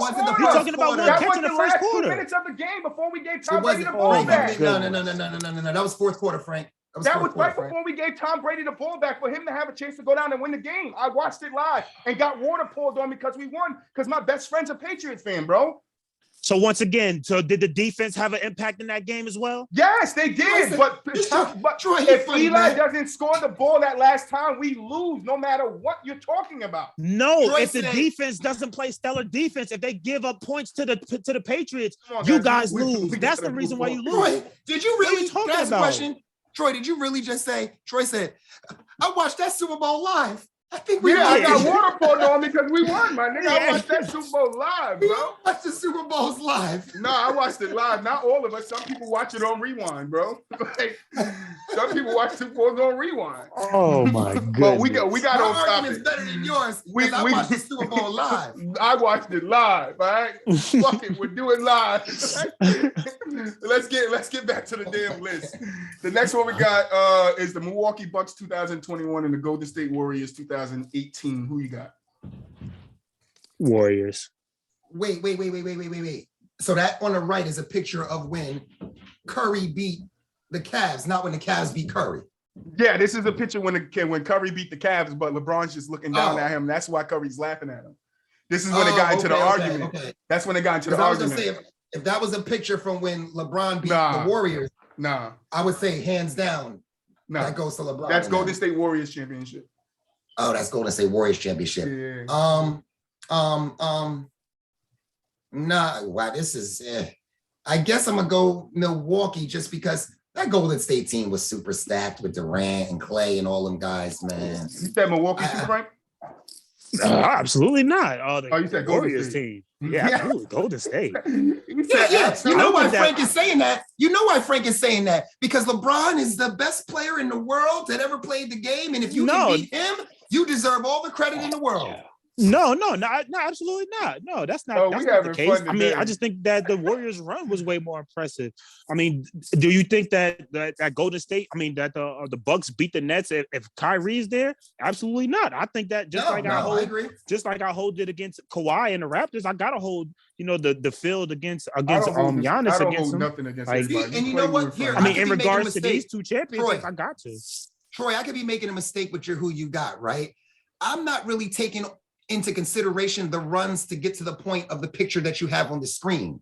I'm just taking into play those finals. Yeah, that was intended, but if you want to take into play the thing, I'm not going to tell you how to if we're taking the run into play, then Frank makes a very good point. Milwaukee's probably not even in this situation with the who you got the who you got segment it's based on whatever you want your criteria to be. I don't set the criteria. I just give you two people or two teams. That's it. So whatever I'm you guys basing it just on the game in front of me. Yeah, Frank is basing it on. If you're talking the entire playoff run from that season, let's have some fun. I get it. Let's have some fun. The New York Giants 2012 or Seattle Seahawks 2014. Shoot. What you thought? I was leaving them off the list? Come on, it's not even close. Look at that. Seattle blew Denver out at MetLife Stadium in New Jersey in this game. This wasn't even a competitive Super Bowl. Uncle Frank, look at Mario Manningham. Look at him. How he catch that? Frank. One was a close game and one wasn't. So there's not even a comparison here. Okay. Matter of fact, this Denver Bronco game started off with the Denver Broncos catching a safety on a bad snap. Once that happened, you knew the game was going downhill from there. Russell Wilson and the Seahawks destroyed them in this freaking game. At least the one on the left was competitive and a good game. What's that? I mean, if you're talking about the actual game, then I mean, the Giants had a game was better.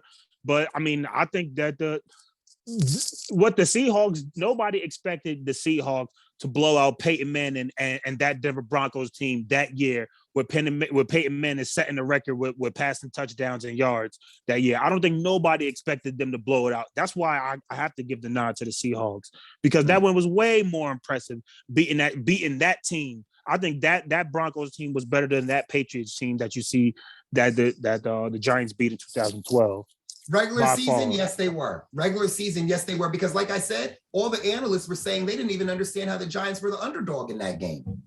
And I think if I'm not mistaken, the Broncos went through. They beat Tom Brady that year to get to the Super Bowl. So I gotta say, I mean, their run was certainly more impressive, and just the fact that they got to the Super Bowl and just got smacked by the Legion of Boom. I mean, I think that nobody saw that coming. That was the beginning of the Seahawks.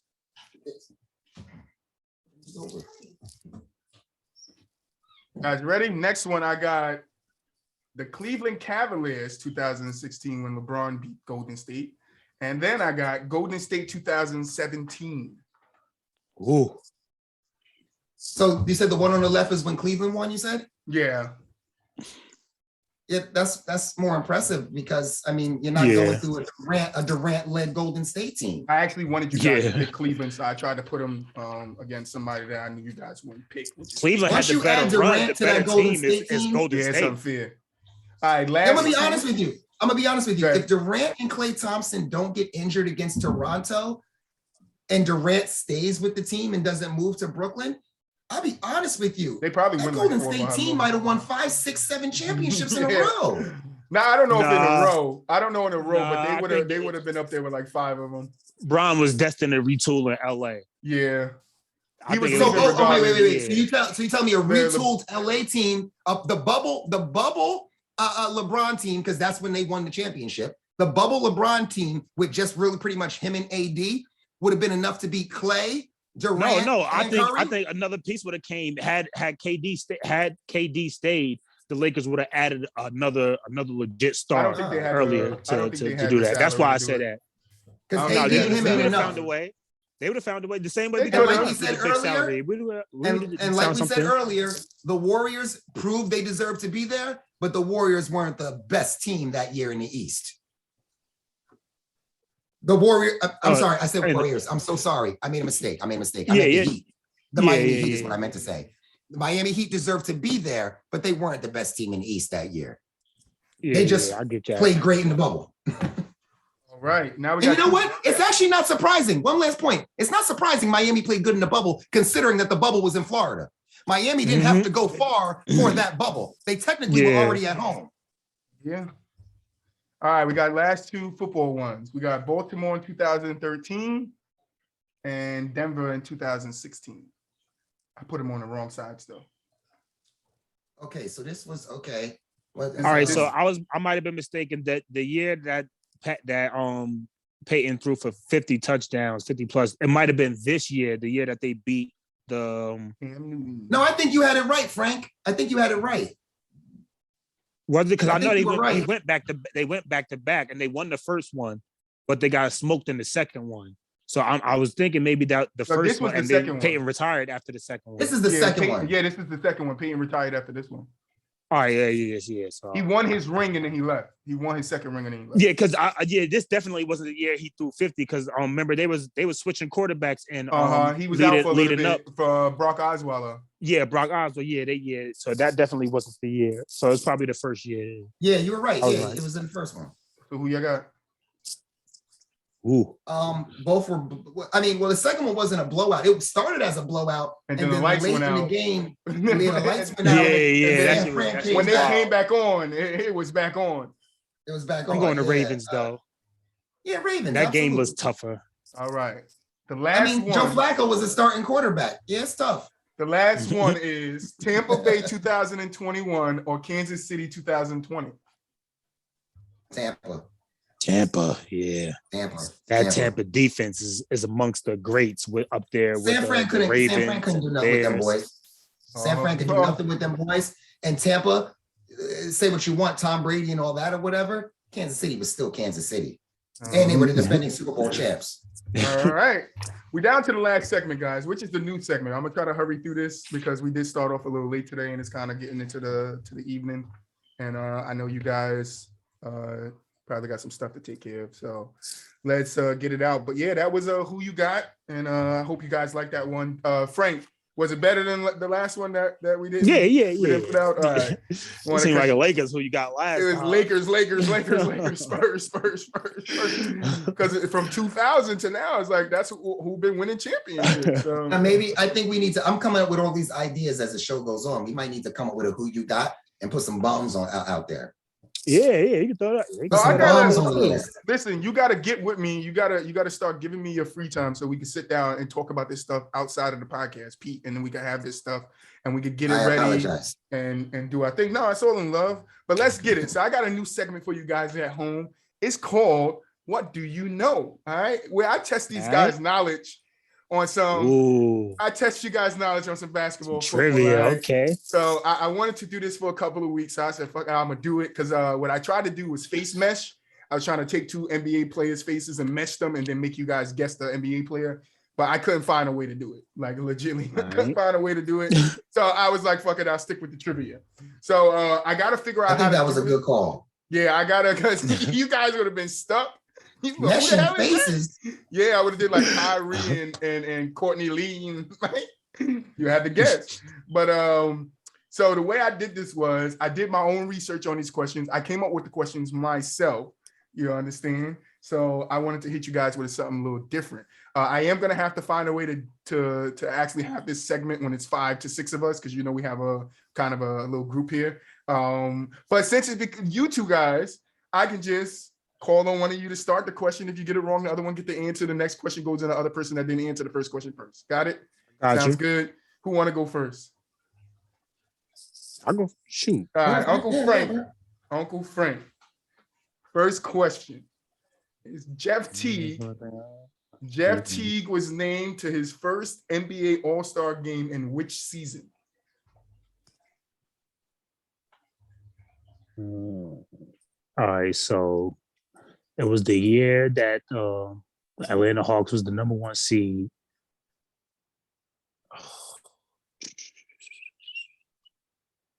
I'll pass. I just know it was that year. I just can't remember that year. What you got? Atlanta Hawks. I mean, it's definitely on the Atlanta Hawks. I can't answer that. Give me a year. Just give me a year, guys. Come on. Because I mean, I'm gonna say 12. No passing. Just give me a year. Once you both get it wrong, I'll tell you the answer. Frank says 12. That's wrong. You're close though. 13. You're wrong. It was 14. 2014, 2015 14. season. I know it. All right, Pete, your question. Which two NFL teams, I'm gonna read it the way I wrote it, not the way I just said it. Which two teams met at the Super Bowl in the Georgia Dome in Atlanta on January 30th, 2000? Which you should know the answer because they were just in the segment before this. I know this one. What two teams met in the Super Bowl in 2000? And the Georgia Dome, Atlanta. Literally just added on who you got. Yeah, I passed. Go ahead, Frank. I don't know. Was that the Super Bowl that the Atlanta Falcons played in? You should know this. No, it's wrong. Um, Pete, give me an answer. Just give me an answer, bro. Two teams. Titans and the Rams. Bingo. Bingo. that was in The Atlanta. only reason why I said that was because you said Frank should know. So that gave it away. Yes, the St. Louis Rams and the Tennessee Titans, 23 to 16. Come on. Pete got one. In Atlanta. I'll be honest, it took the hint of Frank should know to give it away for me. So yeah, all right. It's back on Frank or is it Frank? So Frank, Pete, Frank. All right, Frank. I'm slacking on my backing. All right. All right. This question is a little different. All right. You got to guess who the person is. So it's like he's talking. All right. I won 2 NBA MVP, averaging a double-double, both on the same team. Now I gotta guess the player that said this. No, the player who this is. All right. Repeat it again. I won 2 NBA MVPs, averaging a double-double, both on the same team. Hakeem Olajuwon. Nope. Pete. You said 2 players that got MVPs at a point in time in their career. No, I won. It's one person. I won 2 MVPs while averaging a double-double on the same team. Both my MVPs was on the same team.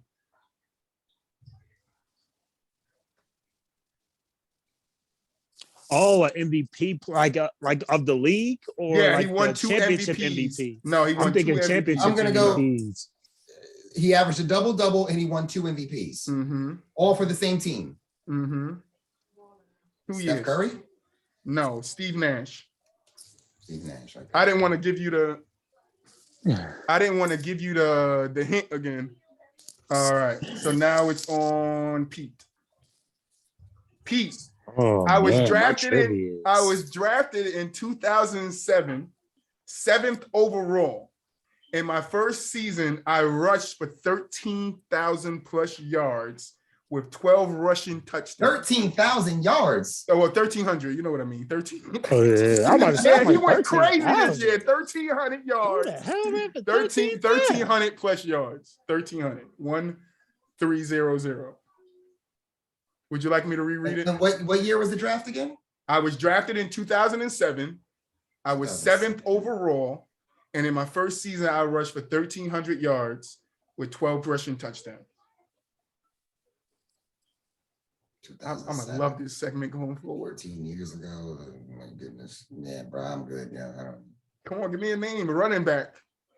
2007. Rookie year. Rookie player of the year. Frank, if you got it, go ahead. All right, I'm gonna throw a guess out there. I don't even know, man. Marshawn Lynch. Oh, close. No, that was close though, Pete. That was really close. Who you got, Frank? I'm gonna stump you guys with all of these. There's only one guy. Yeah, none of these are questions that would be on a sports trivia show. Shady. You said what? No, go ahead. You good. What you say, Pete? You said these wouldn't be questions? I mean, if this, I don't know, man. Go ahead. I got to switch it up. This can't be a normal sports trivia. This got to be the From the Sideline trivia. All right? It's From the Sideline way. The answer was Adrian Peterson. Yeah, I don't know how y'all forget that one. All right, Frank. I thought he came out. The reason why, I'll tell you why I forgot. Like, what year you were drafted and things like that. Yeah, that's what was fucking me up. Like that's the difficult Well, part. just You know want us to going remember the forward. year. Just going. I couldn't even tell you what year like super popular players right now were drafted. All right, just you know going forward. These are the type questions that's going to be on here. So technically, you two have an advantage, all right? Because you see in the first segment, you understand how I'm gonna write the questions, how I'm gonna ask the questions. So it gives you an advantage. Who's it What's on? the advantage? Oh, anybody else that come on the show, just watch this show on YouTube. Nobody watches all the shows but you. Yeah, I watch my show. I watch the show. Oh, wait. You heard Frank said, I watch my show. He said, I watch my show. I watch the shows. I watch my show. My old lady, we be watching. Nah, word, I appreciate that. Now, Pete's only he's the only open one that I know that religiously watch every episode. So no offense, Frank. All right, so Frank. All right, Frank. In 2016, 3 days after Christmas, I scored 40 points and hit the game-winning shot. This is basketball. Who am I? After Christmas. I was drunk off of eggnog that day, man. Word is more. I'm trying to tell you, look, I was full of that nog, boy. It was 3 days after Christmas in 2016. This guy scored 40 points and he hit the game-winning shot. And I'll give you a hint. I'll give you both a hint. It was against Pete's team, the Nets. Oh, I got the answer on this one. I know this one. Is it Carmelo Anthony? Pete, who is it? Paul Pierce. No, it was Jimmy Butler. Jimmy Butler. Yes, Jimmy Butler dropped 40 on y'all in 2016 on the 29th, I think it was. Oh, no. Yeah. See, I went and had to dig deep. I was like, nah, I got to find some shit these guys ain't going to know. So it's. But that's game trivia. I mean, I wouldn't have known. I wouldn't have known unless I saw the game. It's a different type of trivia. Like, that's what I I'm wanted gonna have to be. like know. Nah, that's what I wanted to watch every game. Nah, that's what I wanted to be. That's exactly what I wanted to be. Yep. You know what I thought it was gonna be? Like, if you ever watch Jeopardy, I'm a big Jeopardy guy. If you watch Jeopardy and they once in a blue moon sprinkle in a sports category, so that's so funny. That's so funny. If you guys want to do a Jeopardy, I can try to set it up and we could do a Jeopardy. But you say you could turn it into Jeopardy, but if you got these still same style questions. No, I'm saying that's what I'm saying. If you guys want to do a Jeopardy, we can do a Jeopardy, which will be different from the way I write these questions. I write these questions to stump you guys. I'm not writing these for you guys to know the answers. I want you guys not to know these answers because now on the next one, you guys are gonna go, all right, what this nigga gonna put on this next one? He's gonna put some champions. Let me go look at the champions. Let me go look at the league leaders. It'll make you guys start thinking. That's all. And I want people at home to be like, oh shit, he got these guys. That's why I did it. So here we go. Right. If we're doing Jeopardy, I'll take what excuse will Frank make when the Titans lose for 2000? Still going back. Pete, it's on you. It's on Pete, right? Pete, this is a good question. All right. When you think of my name, this might not come to mind. I fouled out with 2 minutes and 43 minutes in a game, like not left in a game. I fouled out 2 minutes and 43 seconds into the game, which is the fastest foul out in NBA history. Who am I? Has to be. I know. And you know what's crazy? I just watched this video like 2-3 days ago. I managed to come across this video. I can't. And now, are we talking? Is this playoffs or regular season? This is regular. No, this is regular season. Somebody fouled out in 2 minutes. Okay, it's got to be some bum. Well, actually, no. You said you wouldn't expect his name to be on it. You said, right? So it ain't a bum. No, I think he's a bum. Oh, I think he's a bum. Nah. I'm gonna pass it to Frank. Frank sounds like he know the answer. Go ahead, Frank. Frank. Nah, I'm like not. I really would. I'm gonna say Jason Collins. All right, I'm gonna let you re-answer. It's somebody. It is somebody from the late 80s to 90s. I'll give you that. Yeah. That don't help, to be honest with you. He's won 3 championships or 5. And he fouled out in 2 minutes. I think it's 5. I'm not sure. I could be wrong. Was it Mahorn? No. Oh, I got one guess. Okay. Wait, you said this happened in the 80s? He played in the 80s and 90s. I think this happened in the 90s. I'm gonna go with I definitely Did he just play for your saw the Celtics? video. You He said played who? for the Celtics? Mm-mm. I have no idea, bro. Dennis Rodman. For you guys that didn't know, Dennis Rodman fouled out of the game in 2 minutes and 43 seconds. Believe it or not, though, when you say it's a person you wouldn't expect, you know what? Dennis Rodman could make that list. He really could, to be honest with you. Good though. That's why I'm like, but when you He think could of do his some shit name, like that. when you think of his name, you don't think of, you know, he fouled out in 2 minutes and 43 I seconds. know. No, but I'm just saying the way he It plays was somebody defense that and he's a played power tough. forward and all that. I can see him doing that. All right, yeah. now this one I know ain't none of y'all gonna get. All right, you ready, Frank? Mm-hmm. Prime Time, which is Deion Sanders. Prime Time is the name of the guy who gave me my nickname. So the guy that gave Deion Sanders his nickname? Deion Sanders gave this guy his nickname. Oh. Jalen Ramsey. That's close. That's a good one, Pete. So wait a second. So now Primetime Deion calls this person Primetime? No, he gave him another nickname. Oh, another nickname. Which I'll give it to you. I thought you said he gave him. No, he didn't give him Primetime. His nickname is Anytime. He nicknamed him Anytime. And the reason why he named him this was because he could blank at any time. If I gave you the other 2 words, you would get it instantly. He could blank at any time? Javon Diggs? No. Giving up, Pete? I mean, it's obviously a cornerback or a safety. No? All right, yeah, I don't know, man. Devin Hester. He gave him the name Anytime because Devin Hester can take back a kick return at any time. I thought that was interesting, so I looked it up. All right, this should be an easy one. All right, if you know basketball, you should know this because even I knew this one. All right, free throws, Frank, is something of an art form. I hold the record for single season free throw percentage.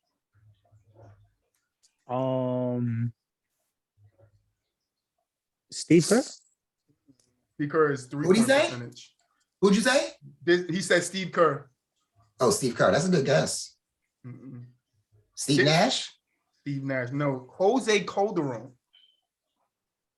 98.1%. Yes, that's an easy one. Who don't know Jose Calderon? You like? Oh, I know exactly who Jose Calderon is. Jose Calderon is. I don't know that he's held the free throw percentage record. Another easy one, Pete. My name is known well. I have 3 MVPs, 1 Super Bowl, and 4 teams, 2 were rivals. Repeat it one more time. My name is well known. I have 3 MVPs, 1 Super Bowl, 4 teams, and two of the teams I played for were rivals. And he played on 4 different teams? Hall of Fame quarterback. His name got brought up in today's show too for a little bit. That's your hint. I love it that I'm stressing you guys out. This is gonna be my favorite segment. But I'm repeat the question. He had 4 MVPs. So the Super Bowl, I looked it up and it said he did have a Super Bowl, which I could be wrong about. But he has 3 MVPs, a Super Bowl, and he played for 4 teams, and 2 of those teams are rivals, like well-known rivals in the NFL. This is NFL. Okay. He's a Hall of Fame quarterback. I'm gonna tell you, it's a quarterback. I know. I got it. Go ahead. Brett Favre. Brett Favre is correct. Brett Favre, yeah. See, I said that one was a little easy. So Frank and Pete only got Jets, 1. Packers. Vikings, Jets, Packers. Vikings and the Packers are the rival. No, but you said he played for 4 teams. Yeah, he said he played for 4 teams. I was trying to think of the 4th, but I was just running with. That's what they said. Whatchamacallit. But who's the 4th team? Vikings, Jets, and Packers. I find it right now. Give me a second. Like I said, I Googled I didn't Google the questions. I wrote my own questions, but I Googled like stats. Give me a second. Vikings, Jets, Packers, and what am I not thinking about? Because I don't remember there being a 4th team. Did he get signed somewhere real quick, but it actually didn't play? See that? We get misled on our questions now. Oh, yeah. God. Boy. No, I looked it up. What it said is what it said. What it said is what it said. Man. I'm like, I'm thinking like, y'all, how many quarterbacks play for a rivalry team? Like, I can only think of for the Packers Donovan McNabb The Packers, the Jets, and the Vikings. That's it. Now they win no MVP. That's not what I clicked on. But yeah, I think it might be 3. Give me a second. No, it's 3. No, it's 4. It's literally 4. It's literally 4 teams. It's literally. But I mean, if you got a computer in front of you, then you pull up the 4 teams real quick. It would tell you. I don't know what team this black and red shit is. I don't know what team this black. Oh, Atlanta, Green Bay, Jets. Atlanta. So what? He was drafted by Atlanta. Yeah. Oh, he played for 4 teams. Like he played for 4 teams. I remember. How did that go, Frank? I remember that. He played Frank, how did that go? It didn't go well. He played 2 games. He played 2 games. Look at that. Jeez Louise. But yeah, I'm about to say, I can't not count it. He played for No, that counts. It counts. All right, Frank, I am known for my ability to knock down the 3. I helped my team win 2 finals, and I shot 40% for my career. Now, I'm going to give you a hint. This guy is old. He comes from the 80s. He has 2 championship rings. He did it in 2 years. It was back to back. And he leads in what? He shot 40% from the 3-point line on his career. For his career? Mm-hmm. It was 39. Rings. It was 39, but you rounded up as 40%. He has played in the 80s. 2 players have the same nickname. I'll give you that hint. Isaiah Thomas? No. Close though. Pete, you got one? Can you read it one more time again? I am known for my ability to knock down the 3. I helped my team. I ain't think of it. I helped my team win 2 finals, and I shot 40% from the 3-point line on my career. In the 80s? He played in the 80s. Wait. Oh, it was 80s and 90s again. He played the 80s, 90s, same time as Craig Hodges? No. It was Danny Ainge. It was Kenny the Jet Smith. Kenny the Jet Smith. He did. He won 2 back-to-back with Houston. I thought that would have gave you it. But I was going to say he won 2 back-to-back when somebody left the league, but then I knew you guys would have got it right away. So yeah, Kenny Smith had one really, really good game against Orlando. Hey, he shot 40% from the 3-point. And I was thinking, with everything I love, I was thinking Kenny the Jet, but I'm like, no, I didn't know his shooting percentage. I thought Pete would get it. I thought Pete would get it when I said they both share the same name because he watches Inside the NBA. Now, real quick though, who's he share that name with? The Jet? Jason Terry. He won his rings in the 90s. Jason Terry. So that's why I fixed it. 80s. Yeah, that's why when you said 80s, I was like, wait a minute, he won in the 90s. I said 80s, 90s again. I should have fixed that. That was my fault. Listen, it's my first time. We'll as soon as I threw out Craig Hodges, I'm like, does Craig Hodges even have a nickname? I mean, yeah. All right. So is this on Frank or Pete? I think it's on Frank. All right, Frank. In 2008, I set the NFL record for the longest pick 6, which was like 107 yards. 2008, and that's last two questions. James Harrison.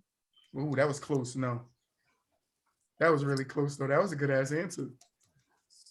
Who you got? Cornerback set the record for. Cornerback or safety who set the record in 2008? Who you think it is? Well, yeah, Harrison. Oh, see, you know, switched it. You said quarterback. Well, you said Harrison, safety. And wasn't Harrison? But I'm gonna be honest Harrison with you, Frank. Was a safety, wasn't he? No, Harrison was a linebacker. Oh, he was a lot. Oh no, this is a back with corner, like a guy out there sticking. Yeah, I was gonna be honest with you, Frank. In all honesty, though, even if I was just taking a random guess, I ain't guessing a linebacker. A linebacker. Right.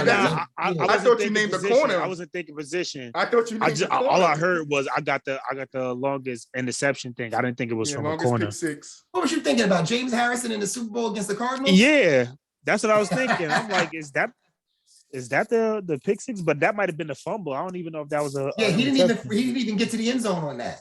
Yeah. This guy got to. Just be prepared. One more time, Troy. Read it one more time. All right. So in 2008, I set the NFL record for the longest pick 6. In 2008, I set the record for the longest 2. Oh, See, when you start thinking, names start coming to mind. Yeah, word is like, born. Nah, I can visually see it. I just can't think of the So player. this is what you should do, Frank. I mean, not Frank, Troy. When we have trouble with it, right? Instead of just giving us the answer, keep throwing hints out there. But see, I'm afraid if I keep throwing hints, I'm going to give it away like I did to you.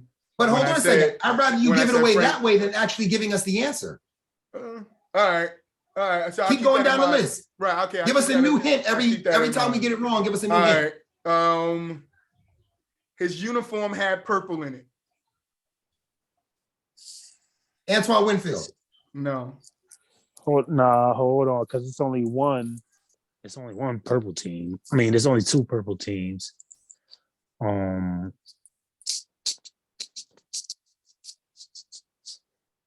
Reed. Ed Reed was the right answer. Yep. See, and I said if I give you too many hints, you guys gonna. Once I thought the word is long, once I started thinking purple teams, you limited. I'm like, yeah, I got it. All right, this one that really narrowed it down. This one gonna narrow it down too. Last question. Either one of y'all can answer it because you both only got one right. So the year is 1998. A good year. I was drafted by an NBA team and then immediately traded. Best move of my career. Jason Kidd. Ooh, very close, but no. Very fucking close, though. Damn. That's fucking... So he was traded on draft day? Immediately. As soon as they drafted him, they traded him. He's a Hall of Famer. Chris Webber? No. He has a ring. Hold on. Frank over here looking up stuff on the computer, man. He's looking at I dead ass don't have no computers. I'm just I don't know. I'm Frank's pondering. eyes I'm be like, he got the gazing. tablet. He got the tablet on the you know roof. what I mean? He got the tablet on the ceiling. Like, hey, Google. I'm gazing. Frank got an Apple Watch on. No, it's y'all better start coming with some calculators for these questions I got for y'all. I'm trying to hold on. Repeat the Frank's question like, again? Alexa, Siri? In the year 1998, I was drafted by an NBA team and immediately traded. Best move of my career. Remember, I'm writing these questions, so you guys got to think about, is me writing them? Who can I be talking about? And there's a lot of people that got traded on draft night. That's why I said this one is fun. Paul Pierce. No. I don't know. No, Frank was very close with his Jason Kidd. And I think that's the greatest hint I can give you. Grant Hill? No. Close. It's like it's getting hot in here.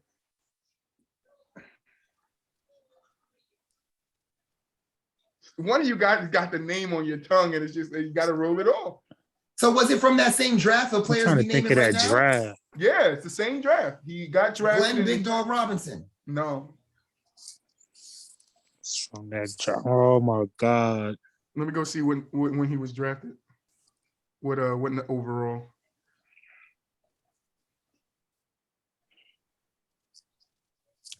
I can't even really think of who all came in that 98 year. Because Kobe and them came in 96. 97. He was drafted 9th overall. 98. All right, how about this, Troy? When you come with more hints, right? Throw out some other names that was drafted before him. I was actually just about to do that. So I'll name the guy who was drafted right before him and right after him. The guy drafted right before him was Larry Hughes. I can't get the end of it out for some reason. And then I told you I'm bad with pronunciation. And then Poor Pierce was drafted after him. So Larry Hughes was drafted 8. This guy was drafted 9. Poor Pierce was drafted 10.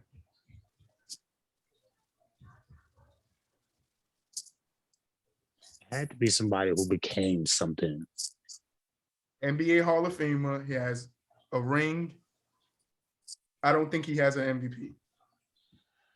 Okay, but he got a ring though. Mm-hmm. What's the first letter of his first name? Nah, that's too much. That's too much. I say that and it's over as soon as I say it. All right, how about this? Can I ask you? I'm gonna ask one question. Is it an R? No. The last 2 letters of his last name is K.I.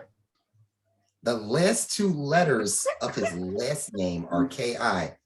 Aoki? You want to get slick, Pete? I can get slick too. I don't know. Now, man. Jason Williamson was drafted number 7. Vince Carter was drafted number 5. Antoine Jameson number 4. Michael Bibby was drafted number 2. There's one guy you guys are missing out that draft, bro.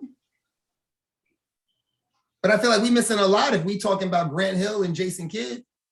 Well, I mean, because that wasn't even part of that draft. No, the 1998 draft. Jason Kidd wasn't. That wasn't Jason Kidd and Grant Hill. Yeah, Jason Kidd was like 95, 96. Because Jason Kidd and Grant Hill with 1, 2, 3 with Glenn Robinson. All right, so Ricky Davis was in this draft. Tyronn Lue was in this draft. Al Harrington was in this draft. Yeah, I don't remember that draft like that. I don't. That was not Jason Kidd and Grant Rashard Hill. Lewis was in this draft. I know. See, when you said we were close by saying Grant Hill and Jason Kidd, I thought it was their draft. This ain't even their draft. What else could make them close? Jason Kidd is the close. Grant Hill is close to Jason Kidd, so I'm still telling you you're close because Jason Kidd is the common denominator. Oh, I give up. Jason Kidd played with this guy for a stint. He's a Hall of Famer. What was the question again? I got drafted and then I got immediately traded. It was the best move of his career.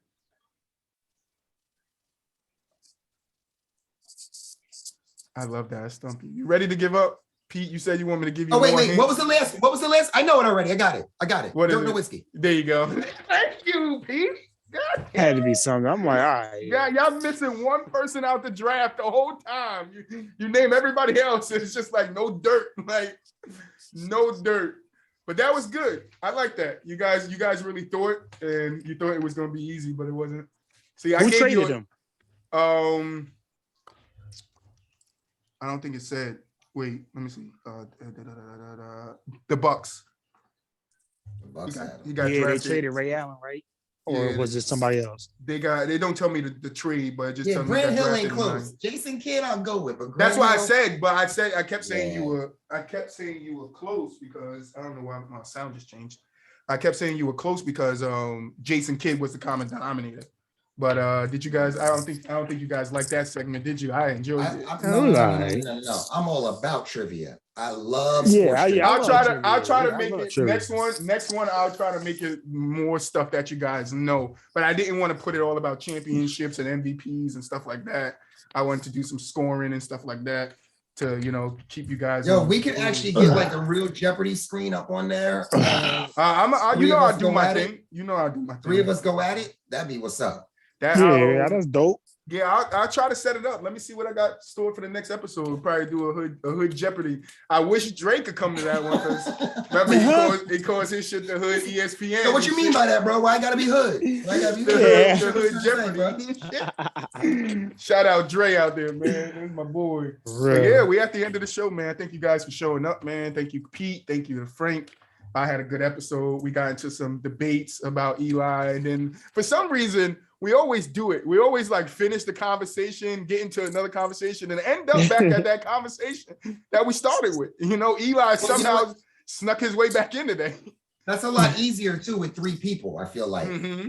Yeah, it's cool. When that happens, because we got time to get off topic and all that, Yeah, because if not, then we just sitting here like everybody just repeating themselves and going back at it again. So, but it was fun. I had fun. I don't know where Frank came up with this. You killing yourself, but that's Frank's line of the day. You killing yourself. You're killing yourself. Last week, 2 weeks ago it was you're a prisoner of the moment. Nah, when GK said I think you're being a prisoner of history. So I'd rather be a prisoner of history than a prisoner of the moment. That's what I'm saying. I mean, we're gonna start the naming segments after some of these lines, man. Right. The prisoner of the moment. Some respect. The prisoner of the moment. The testicular fortitude segment. The moxie. For the boy from the moxie hot takes at y'all. You know what I mean? Hot takes. But no, if you guys do have any topics, hit them my way. Pete, we got to get together and start, spending some time and working on, That was gonna be my final thought. I need to spend more time getting together and organizing. Yeah, because we gotta come and see. You could have helped me with these damn questions, but then if you gotta realize though, if you help me with the questions, you can't answer them. Yeah. Correct. You can't answer them. Correct. And I'll be honest with you, something like that, I'd rather be answering the question. So right. So maybe this segment, maybe the what you know segment I'll come up with. And then the Hood Jeopardy, when we do Jeopardy, you can help me come up with topics and stuff like that. But this way you can still compete in it. And I'll just try to come up with questions and stuff. So this way you guys don't know the questions or answers to them. But yeah, we definitely got to get a Jeopardy. But yeah, that's the end of the show, man. I want to thank you guys. Before I thank you guys, final messages. I'm about to cut y'all guys off and just end the damn show. Frank, what's your final message, man? Michigan, listen, you start the show without Nation. telling us. You might as well end it without telling us. Michigan, we had a rough week, but still in all, I'm proud of my Michigan boys, Michigan Nation. We still in the building. Hopefully, we can keep building upon what we did this year. Hopefully, Harbaugh will stay. I mean, coming back to the NFL. Titans up. As always, you know what I mean? The Titans about to finish out these Texans, take this #1 bye. You know what I mean? Get Derrick Henry healthy, then we'll get back into the playoffs, then we get back to running the table, man, like I know we would. That's my final take. Hopefully all you guys get better. Frank is so happy about these Titans being #1 because he know damn well he need that bye.